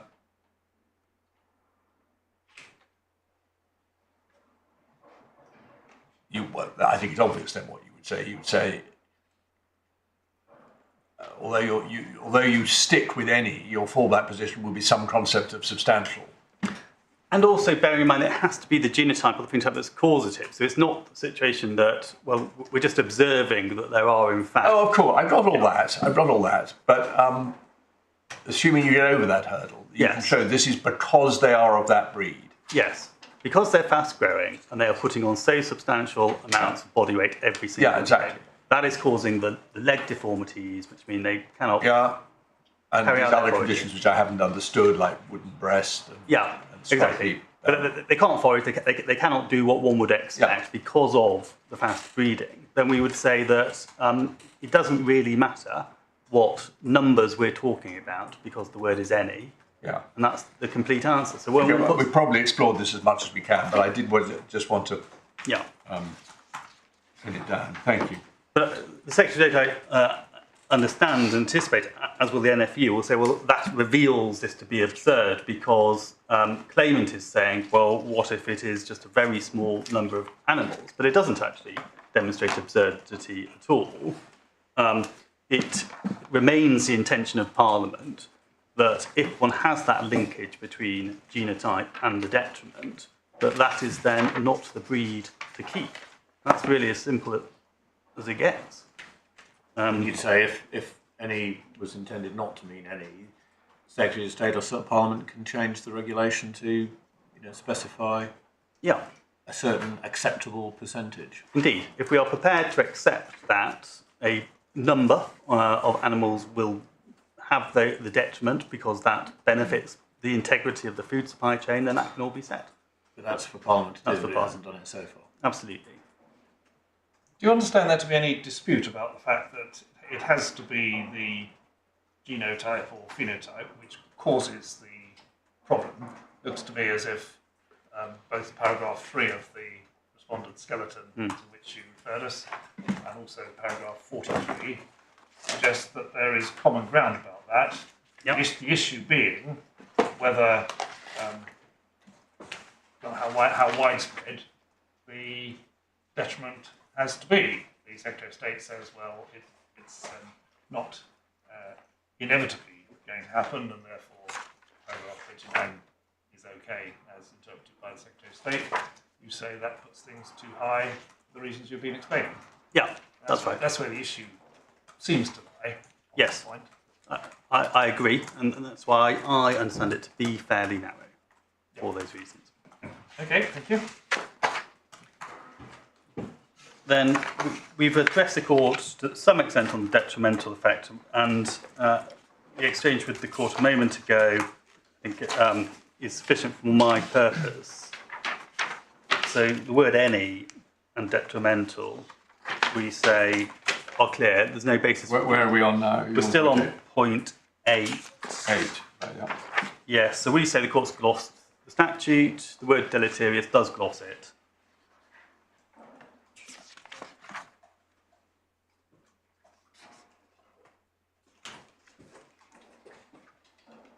The 9th, we say health or welfare. So in the alternative, we say that is another indicator, and it is no more than that, towards a broad interpretation as to the relevant impact on animal welfare.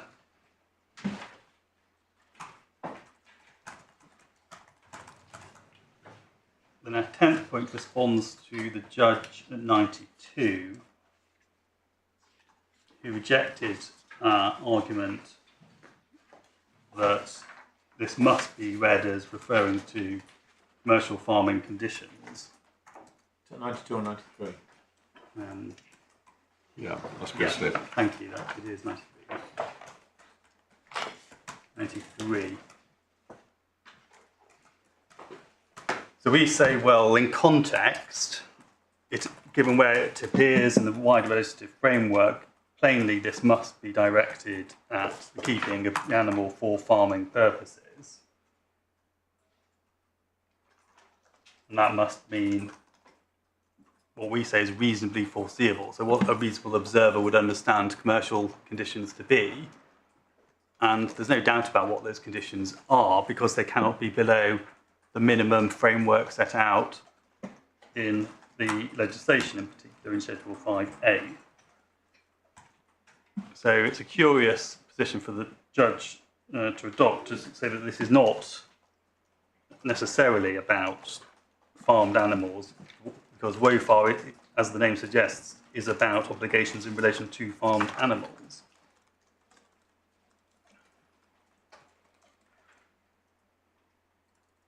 And paragraph 29, so the reference animals may only be kept for farming purposes. The reasonable observer, we would say, is taken to know what those are. And the 11th is really a related point.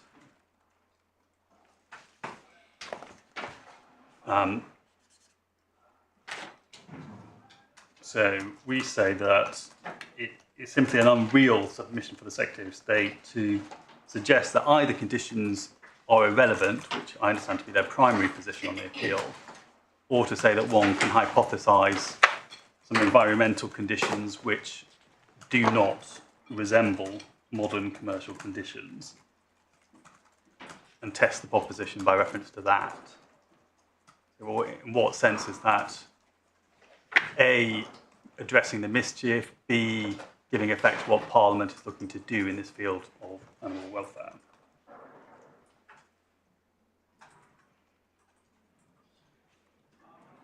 Well,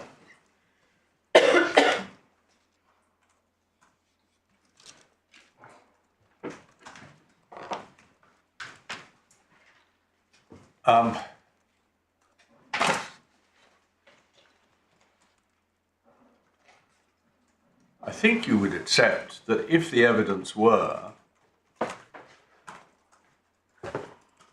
that A, it would be possible, and B, some farmers really did keep fast-growing chickens in different conditions from slow-growing chickens, which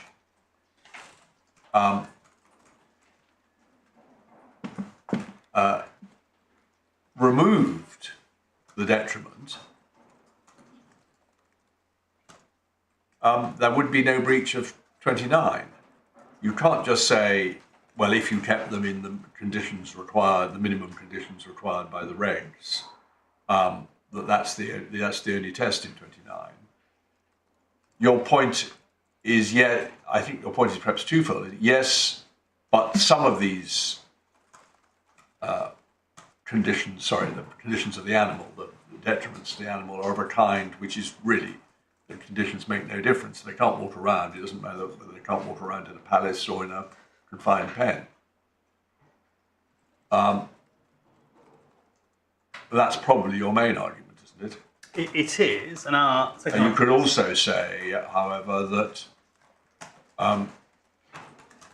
the conditions that would, even that, accepting for the sake of argument that even that the conditions with which we're concerned are of a kind that could be made acceptable if the animal were treated in a very particular way, in the real world that's never going to happen. Yes, because one has to give effect to the words reasonably be expected. So that does posit that there is going to be a reasonable observer approach to this. Well, I was thinking about that, but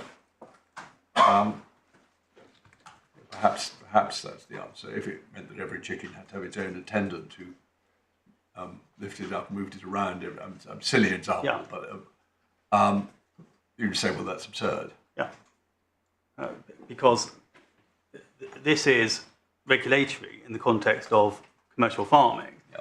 And the example is not that. So it is simply divorcing this from any sensible approach to parliamentary intention. But we would... Okay, I was just exploring that with you. But am I right in thinking that I appreciate there are other health and welfare conditions or detriments referred to in the RSPCA report and the evidence more generally? The most straightforward one for us to test, the most straightforward hypothesis for us to test this on is that the animals are simply too weak to be able to walk at all or in comfort. Yes. So and that is something which will never be ameliorated by giving them more space or more light or more attention. Indeed. My Lord, I'm sorry to interrupt. I think this may be a slight confusion about the example that I gave in front of Mrs. Justice Lever. Mr. Turney, I wasn't thinking about your example. It's just that that's not the position with fast-growing breeds, just to be absolutely clear. It's not the position they can't walk. Well, It's not the position on even the RSPCA's. Well, perhaps... The example is a good one because the point is the leg weight is manifestly insufficient for the body mass. Whether that means they can actually walk or the impact on their mobility is... Yes, I may have, just in the course of debate, I may have put it too high by saying can't walk, but I think I actually said can't walk with comfort. Yeah. Or can't walk easily. Mm-hmm. And I had thought, but I haven't read the details of the RSPCA report, that at least is what it was saying. It wasn't saying they literally can't stand and therefore can't walk.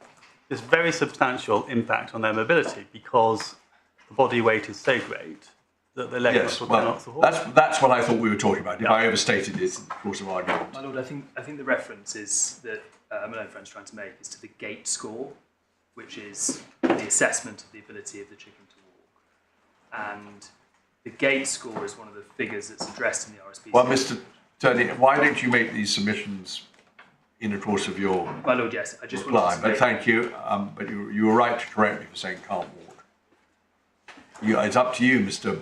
You may want to do it in reply, but it's up to you whether you do want to draw our attention to particular passages now in the RSPCA report, which shows us, simply on the basis that this is the most straightforward example on which we can test these constructions, about what it said chickens can and can't do. I mean, I am right that from the point of your case, walking is the most straightforward example. Yes. Well, not so much wooden breast may be horrible, I don't know, but it's not where the weight of the argument is. Yes, because that has then the impact in terms of causing the diseases that are associated with a lack of mobility. Yeah, I see. But all of that is essentially consequent on the fact that the growth is such that it is not proportionate with the leg. What I suggest is this, that not this second, you may, Mr. McGurk can get the references out. You just give us the references in the RSPCA report over lunch for us to see what is being talked about with these difficulties of mobility. And I repeat, so we're not in any misunderstanding, it's not that we're going to form a view about whether the RSPCA is right, but we just want to see what words actually being talked about here. Yes, okay. Certainly the court has the judgment at 19 and 20 and 20. The judgment paragraph 9. It starts at paragraph 16. In this sense, we say the judge's judgment is absolutely fair. He has identified the problem. So 19 in particular refers to, does the court have this? Yes, I see. Well, if you say that's basically enough, I mean, I'm not asking to do lots of reading, but I just wanted to get a slightly better understanding. Yes, so it's heart and circulatory health problems, so ascites and sudden death syndrome, and walking ability, so leg development disorders, leg fractures and walking ability, and then the final subsection, hock burn and foot burn, long periods of inactivity contribute to vulnerability to ulcers and lesions in those areas of the bird that are in contact with the floor, so foot burn and hock burn.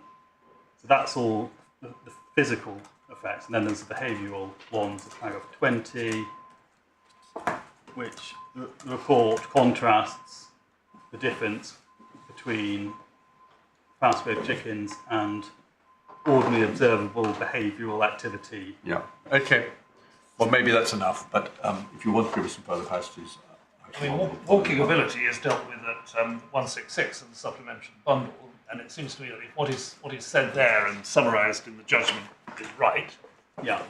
then it wouldn't help it wouldn't avoid the problems if, for example, the fast-growing chickens were allowed outside and became free-range fast-growing chickens, although that may be, in reality, a contradiction in terms, but it wouldn't solve the leg problems if the report is right. We would say so. And that's your point, I take it. Yes. Yeah. We wouldn't accept that you can otherwise ameliorate that sort of condition simply by being in the open. At the risk of deviation from walking issues, can I go back to the point you were on, which is your 11th point, and the words kept for farming purposes? Can I just make a suggestion just for your comment to you? We've already identified, as my Lord, the Vice President's already identified, the 29 sort of sits slightly unhappily in sort of the under heading breeding procedures. It seems to be a sort of free floating thing about genetic type, genotype. The opening words, animals may only be kept for farming purposes. Could you actually, if you turn back to Regulation 3, where it says animals to which these regulations apply, and these regulations apply to farmed animals only, and then there's a definition of farmed animals. I know could the draftsman have just simply said, farmed animals may only be kept if? Yes. I mean, I'm just wondering why this concept of kept for farming purposes is actually anything other than just a bit of loose drafting in circumstances where the whole regulations only apply to farmed animals, which are then defined. Yeah. And defined by references to the purposes of farming. Is it just bad drafting? I mean, could it in effect just be? Could it just, in a sense, be read that and the judge has sort of gone off on a bit of perhaps been led astray into sort of consideration of purposes because of those words? I respectfully agree. Whether it's you don't have to agree, but I'm just curious. That it's not kept for farming purposes and is not a defined expression. But the one thing that is defined is a quotes farmed animal, which seems to be defined by references to the purposes. Indeed, or at least to some of the purposes.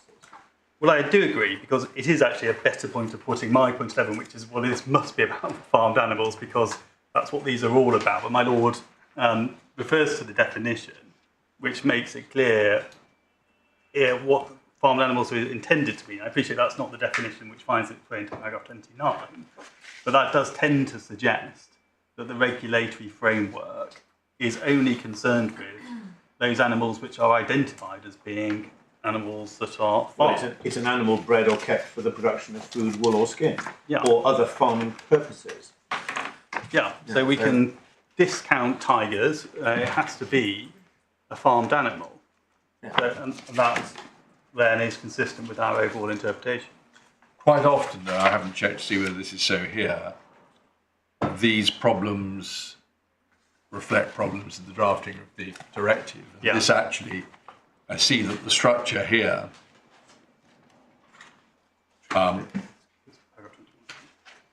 is taken entirely from the directive. So the heading breeding procedures is the heading before the corresponding provisions in the So it is a copy-out approach, which is obviously fine, but then that, I think, perhaps makes it more likely that one has these infelicities because the draft person has essentially copied out the directive as it stands, but used the regulations for more general purposes and not married the two together.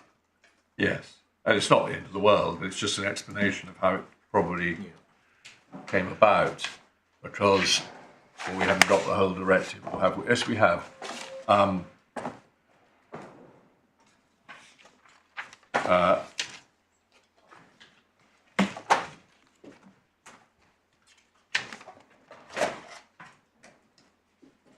Yes, it's not quite the same.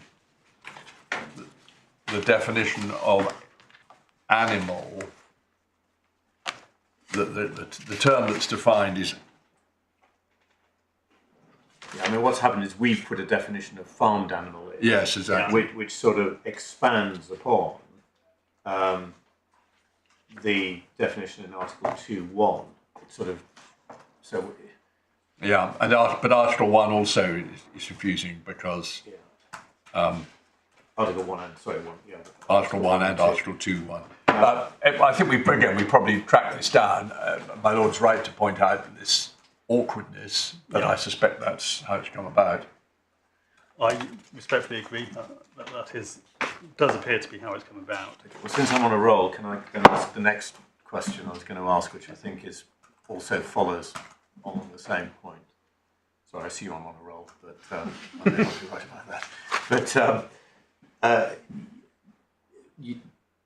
you don't actually directly, I think, criticise paragraph 94, do you? But I think it must follow that you say that there's a whole host of problems with paragraph 94 of the judge's judgment. But just for my note, I mean, would you like to help me with what you say, if anything, is wrong with paragraph 94? Yes. Paragraph 29 means what it says. Well, that's what we say, and that's what they say, but we don't agree with what it says, or what it means, rather. Well, we all agree what it says. Given the matters referred to above, which you say, if a load of those are wrong, then, in a sense, that's wrong. But it's the next bit. Okay. I mean, he assumes that you must start from the proposition that you are entitled to choose a breed of animal for farming purposes, and then just modify the conditions in which you keep that chosen breed. Yes. But I think you say that that's not the right way to read this. Correct. It may or may not be the case on the evidence, but you say the actual point is you just don't have a completely free choice of breed. Absolutely not. Unless you can demonstrate. Yeah. And this is a question of who has to demonstrate. Unless you can demonstrate that you can keep it without any sort of deleterious effect on its health or welfare. Absolutely so. So it does serve to restrict then that decision. We absolutely say that. Because in light of the scientific knowledge, of course, we would say that in truth, that would tend to suggest that certain breeds cannot be kept. May or may not in terms of the actual examination, but that's the way that the statute works. So I agree with how my Lord puts it. Is there actually anything wrong with paragraph 94 on your case if we take out the words obvious or deleterious effect, which we've already talked about, and just substitute any detriment? Because your case is that given the breed of animal chosen, i.e. fast-growing chickens, it must reasonably be expected by the responsible person that they can be kept in appropriate conditions without any detriment. We say they can't. Look at the RSPCA report. Heart and leg problems, which are not going to be solved by conditions. Well, I understand what I was put to you. I mean, other than I think you say, it's the bit that he inserted, that you can't keep them unless. Well, yeah, but perhaps you're both right. It all depends on what we think the judge meant by given the breed of animal chosen for keeping for farming purposes. If, as Lord Justice Snowden put to you, that really means the judge says you should approach this on the basis that you have a free choice as to what to keep. That obviously is something you would challenge. But if it simply means, it's a clumsy way of saying, with respect to any breed potentially going to be kept, then it's unobjectionable, apart from the wording. Yeah. It's a word given which causes me to have concern. If it is reworded in the way that Lord Vice President puts it, adopting what Lord Justice Mail says, then I agree. We have no complaint as such. But it's certainly not clear that that's how the judge intended it. Okay, thank you. Ultimately, we don't need to worry about every detail of the judge's judgment or what he meant by this or that. We need to be able to say authoritatively for everyone's guidance what we say it means. Yes. Yep. Yeah. Correct. And insofar it's different, then therefore it is wrong.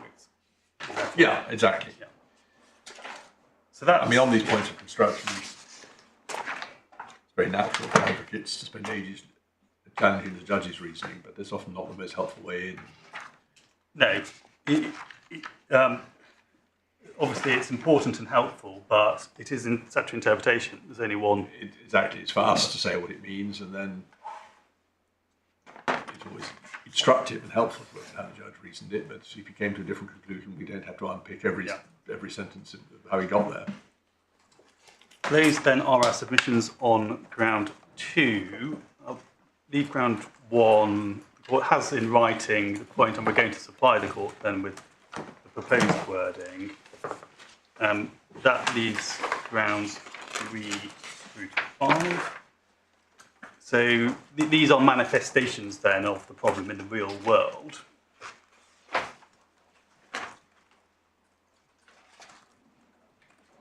So the code of practice, we've shown the court section 14 of the 2006 Act, which makes reference to that. So that is of some considerable importance. So the code is supplemental bundle, please, 297.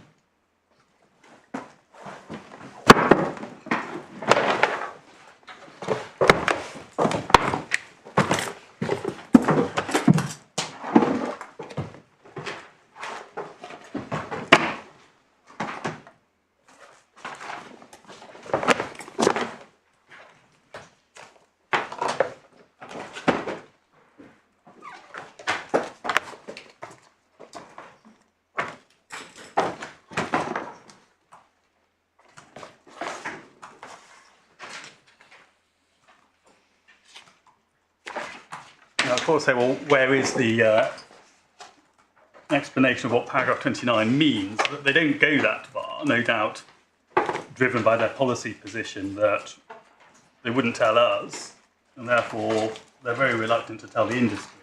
But what they do say at 307... Hang on 1 second.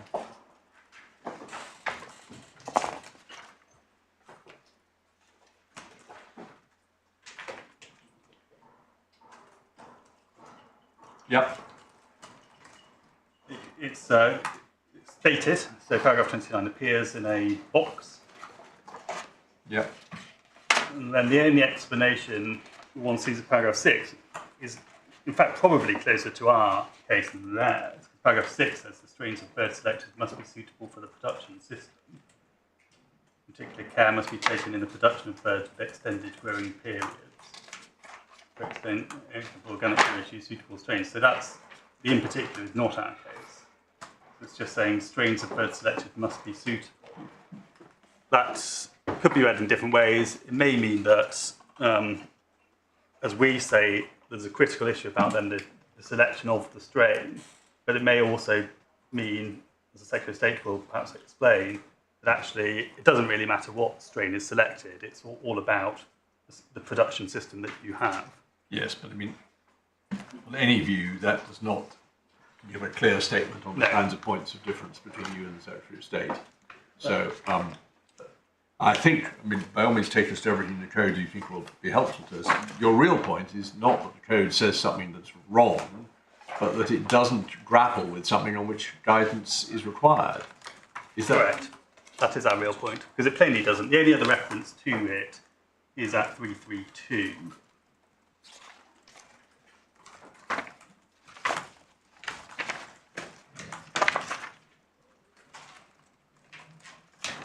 When it's again set out and then tells us that 117 birds should come from balanced breeding programs promoting and protecting health, welfare and production goals simultaneously. And so? Sorry, I've only just got to 332. Which paragraph? So one sees breeding procedures on the left, and then in the box. Yeah. That simply sets out the provisions. Then 117. Yes, I see. Because that's closer to being, on your case, a misdirection. Yes, Because it implies that it's all a balancing act between. Yeah. Well, I don't know. It's all just too vague. I mean, you might say one of the things it doesn't do is because it highlights it as breeding procedures. It doesn't actually point out that 29 isn't actually about breeding procedures at all. Yeah. It doesn't actually say this is not about breeding procedures. This is about selection of breeds. Yeah, indeed. You know. So, and that is it. So, code of practice is critical insofar as it deals with the point. It is cursory, and 117, we would say, is in fact misleading because it is not a relevant consideration to have regard to production goals by reference to paragraph 29. Well, I looked in your skeleton to find where you backed up your assertion in paragraph 39b that there was some improper suggestion that you could make good the problems under paragraph 29 by reference to considerations of commercial productivity, for example. Yes. But I couldn't find any actual paragraphs that you. I mean, are there any actual paragraphs you say are just wrong? Well, we would say that that is apparent from 117 and 59, which is on page 317. So 117, you said. The 117. Well, this is the one we just looked at. Yes. Yeah. And 59 and 317. Sorry, 1 second. Okay.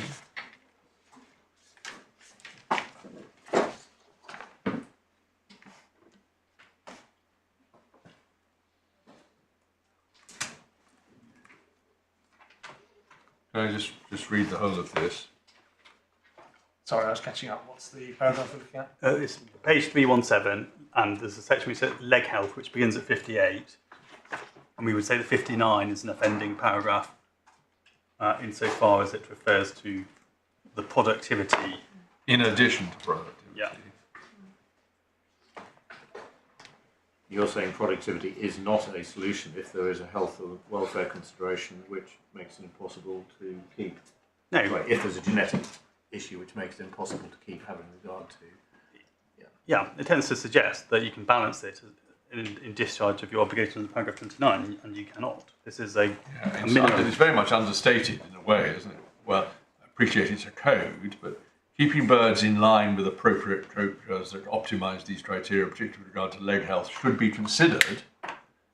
It should be mandatory. Yeah.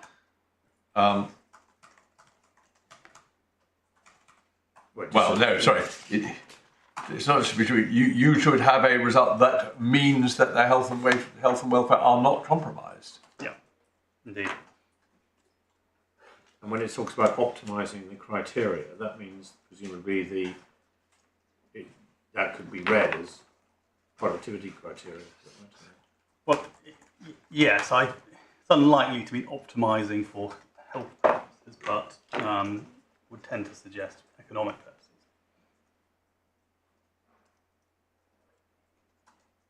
So you are allowed to promote productivity, so long as you don't compromise health and welfare. Is that right? Yes, you, the Secretary of State, are allowed to promote productivity. Yes. Yeah. Well, paragraph 29 allows you to do that. Yes, as long as you comply with the mandatory requirements of paragraph 29, then of course you are entitled then, as a But the commercial. whole emphasis, productivity doesn't really belong in a code of practice for welfare. No.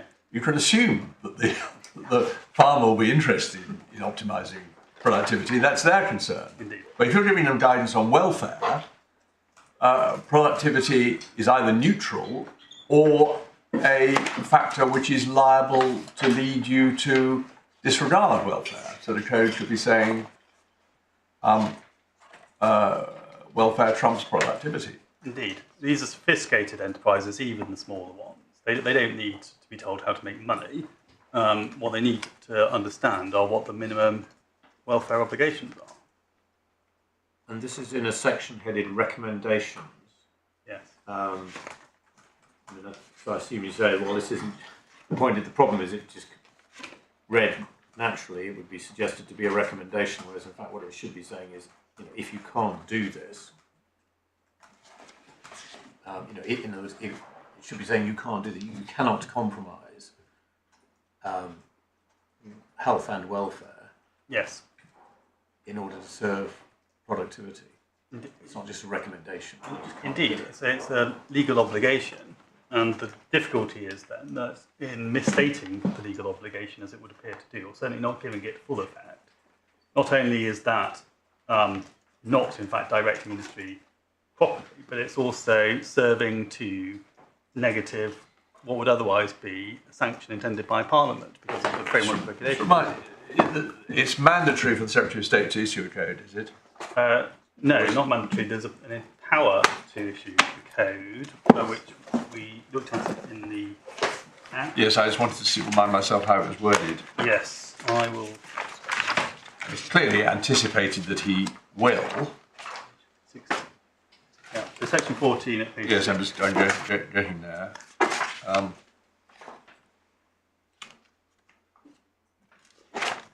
Sorry. Yes, it is permissive, may issue codes of practice for the purpose of providing practical guidance. In respect of any provision made by or under this Act. So that's basically, by definition, about welfare. Yes. So of course they may respond and say, well, we revoke the code and we will no longer do anything, in which case the keepers are then just left to their own devices.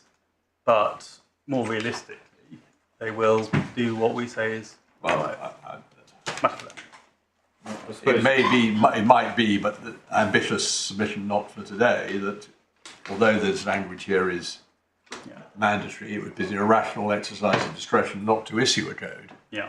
Because it's so fundamental to how these things are meant to work. But anyway, we needn't go there. No. I suppose the other point is, it's right, you say that the code is, as the preface makes clear at 303, 304, whatever, the focus of the code is to help people practice good standards of stockmanship. But you say what it doesn't point out anywhere is that there is if you go, that may be the case with all the other component elements of the schedule in which, or the regulations in which regulation 29 is to be found, which are all to do with stockmanship. Yeah. But what it fails to take on board is that 29 is actually about selection of breeds. Yeah. And it just doesn't anywhere indicate that there may be a line over which you just can't go in picking a particular breed, if. Yeah, no, that is right. And to be fair, yes, it's stockmanship to safeguard chicken welfare. Because stockmanship by itself, a good stockman is interested, just like some of these passages in the code do refer to, a good stockman will be interested both in welfare but also in productivity. Yes. And the focus of the code is only on welfare, should be. Yes, it is. It is a regulatory set of minimum standards, as one frequently sees in this all comes from the point that the regulations we've been looking at, which are to do with welfare, they're all to do with welfare. The vast majority of them are about conditions, stockmanship, for want of a better expression. Yes. Good expression, actually, all to do with preserving welfare. But Regulation 29 is dropped in. Yeah. And actually, when you look at it, it's not really to do directly with stockmanship as such. It's to do with a point that you just can't, there may be certain breeds you just can't do. It's a selection point. And that's just not what's highlighted there. Correct. So respectfully, we would say all of that is well founded. Secretary of State obviously has an interest in ensuring that Parliament's intentions are properly given effect to, and we don't need to concern ourselves with what consequences would be. The Secretary of State will respond in a matter which is lawful and appropriate in due course. It's a matter of law. Yeah. Just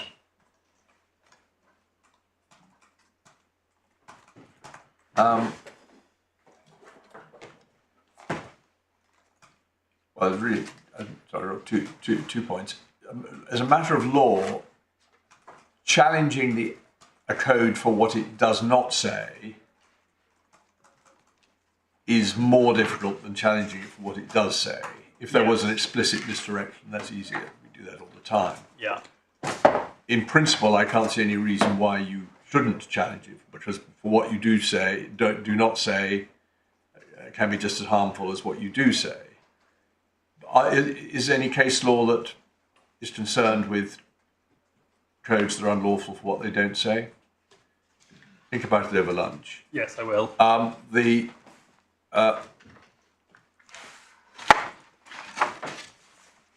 second point has eluded me. I'll think about it over lunch as well. Certainly, the RSPCA, their written submissions squarely deals with some of the law in terms of policy.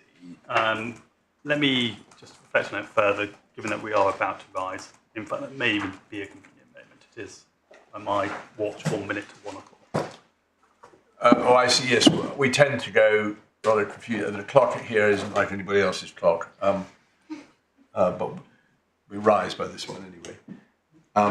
Mr. Turney, yes. Before the call rises, my learned friend said that he would provide the call with a draft of the declaration that he seeks. Now, this is a judicial review which didn't plead a claim for a declaration, and so far... I hadn't noticed that. If we looked at the claim form, there's no claim for a declaration. The suggestion of a declaration was first raised in the skeleton argument 3 weeks before the hearing below. Yes. At the hearing below, I said, well, we haven't seen what declaration is sought, so I don't know whether I agree with this or not. And I make the same point today. Would it be possible that if wording is going to be advanced, that it can be advanced to me at 2 minutes past 1 so that I can take instructions on it? Well, I can't tell them to do it for 2 minutes past 1. They may not be ready to. It goes without saying, but I will say it, that as soon as they're ready to show something to us, they should show it to you at the same time.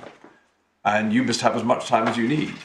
Because I'm sure you would have done that anyway, Mr. Brown. Of course. I think it does, however, reinforce the point that if you're going to ask for a declaration, the sooner the better, because if we get it at, 5 to 1 tomorrow when we're about to rise, that won't be any use to anybody. I thought there was a claim for a declaration in the claim form at page 173 of the core bundle and the statement of grounds at page 206. Don't follow that up now, but perhaps explain to us in due course why that's not what I thought it was. My lord, yes. I'll follow it. But I don't... He's said, at least since before the last hearing, that he wants a declaration. My point below was, but what declaration do you want? Now, we've got the point, Mr. Turney. You're making... The only point you're entitled to make is that if they're asking for a declaration, we need to know what it is. And you need to know what it is as well as we do. And that point is well taken. 2 o'clock. 2 o'clock, you have to adjust your clock so they look like that one. Rise,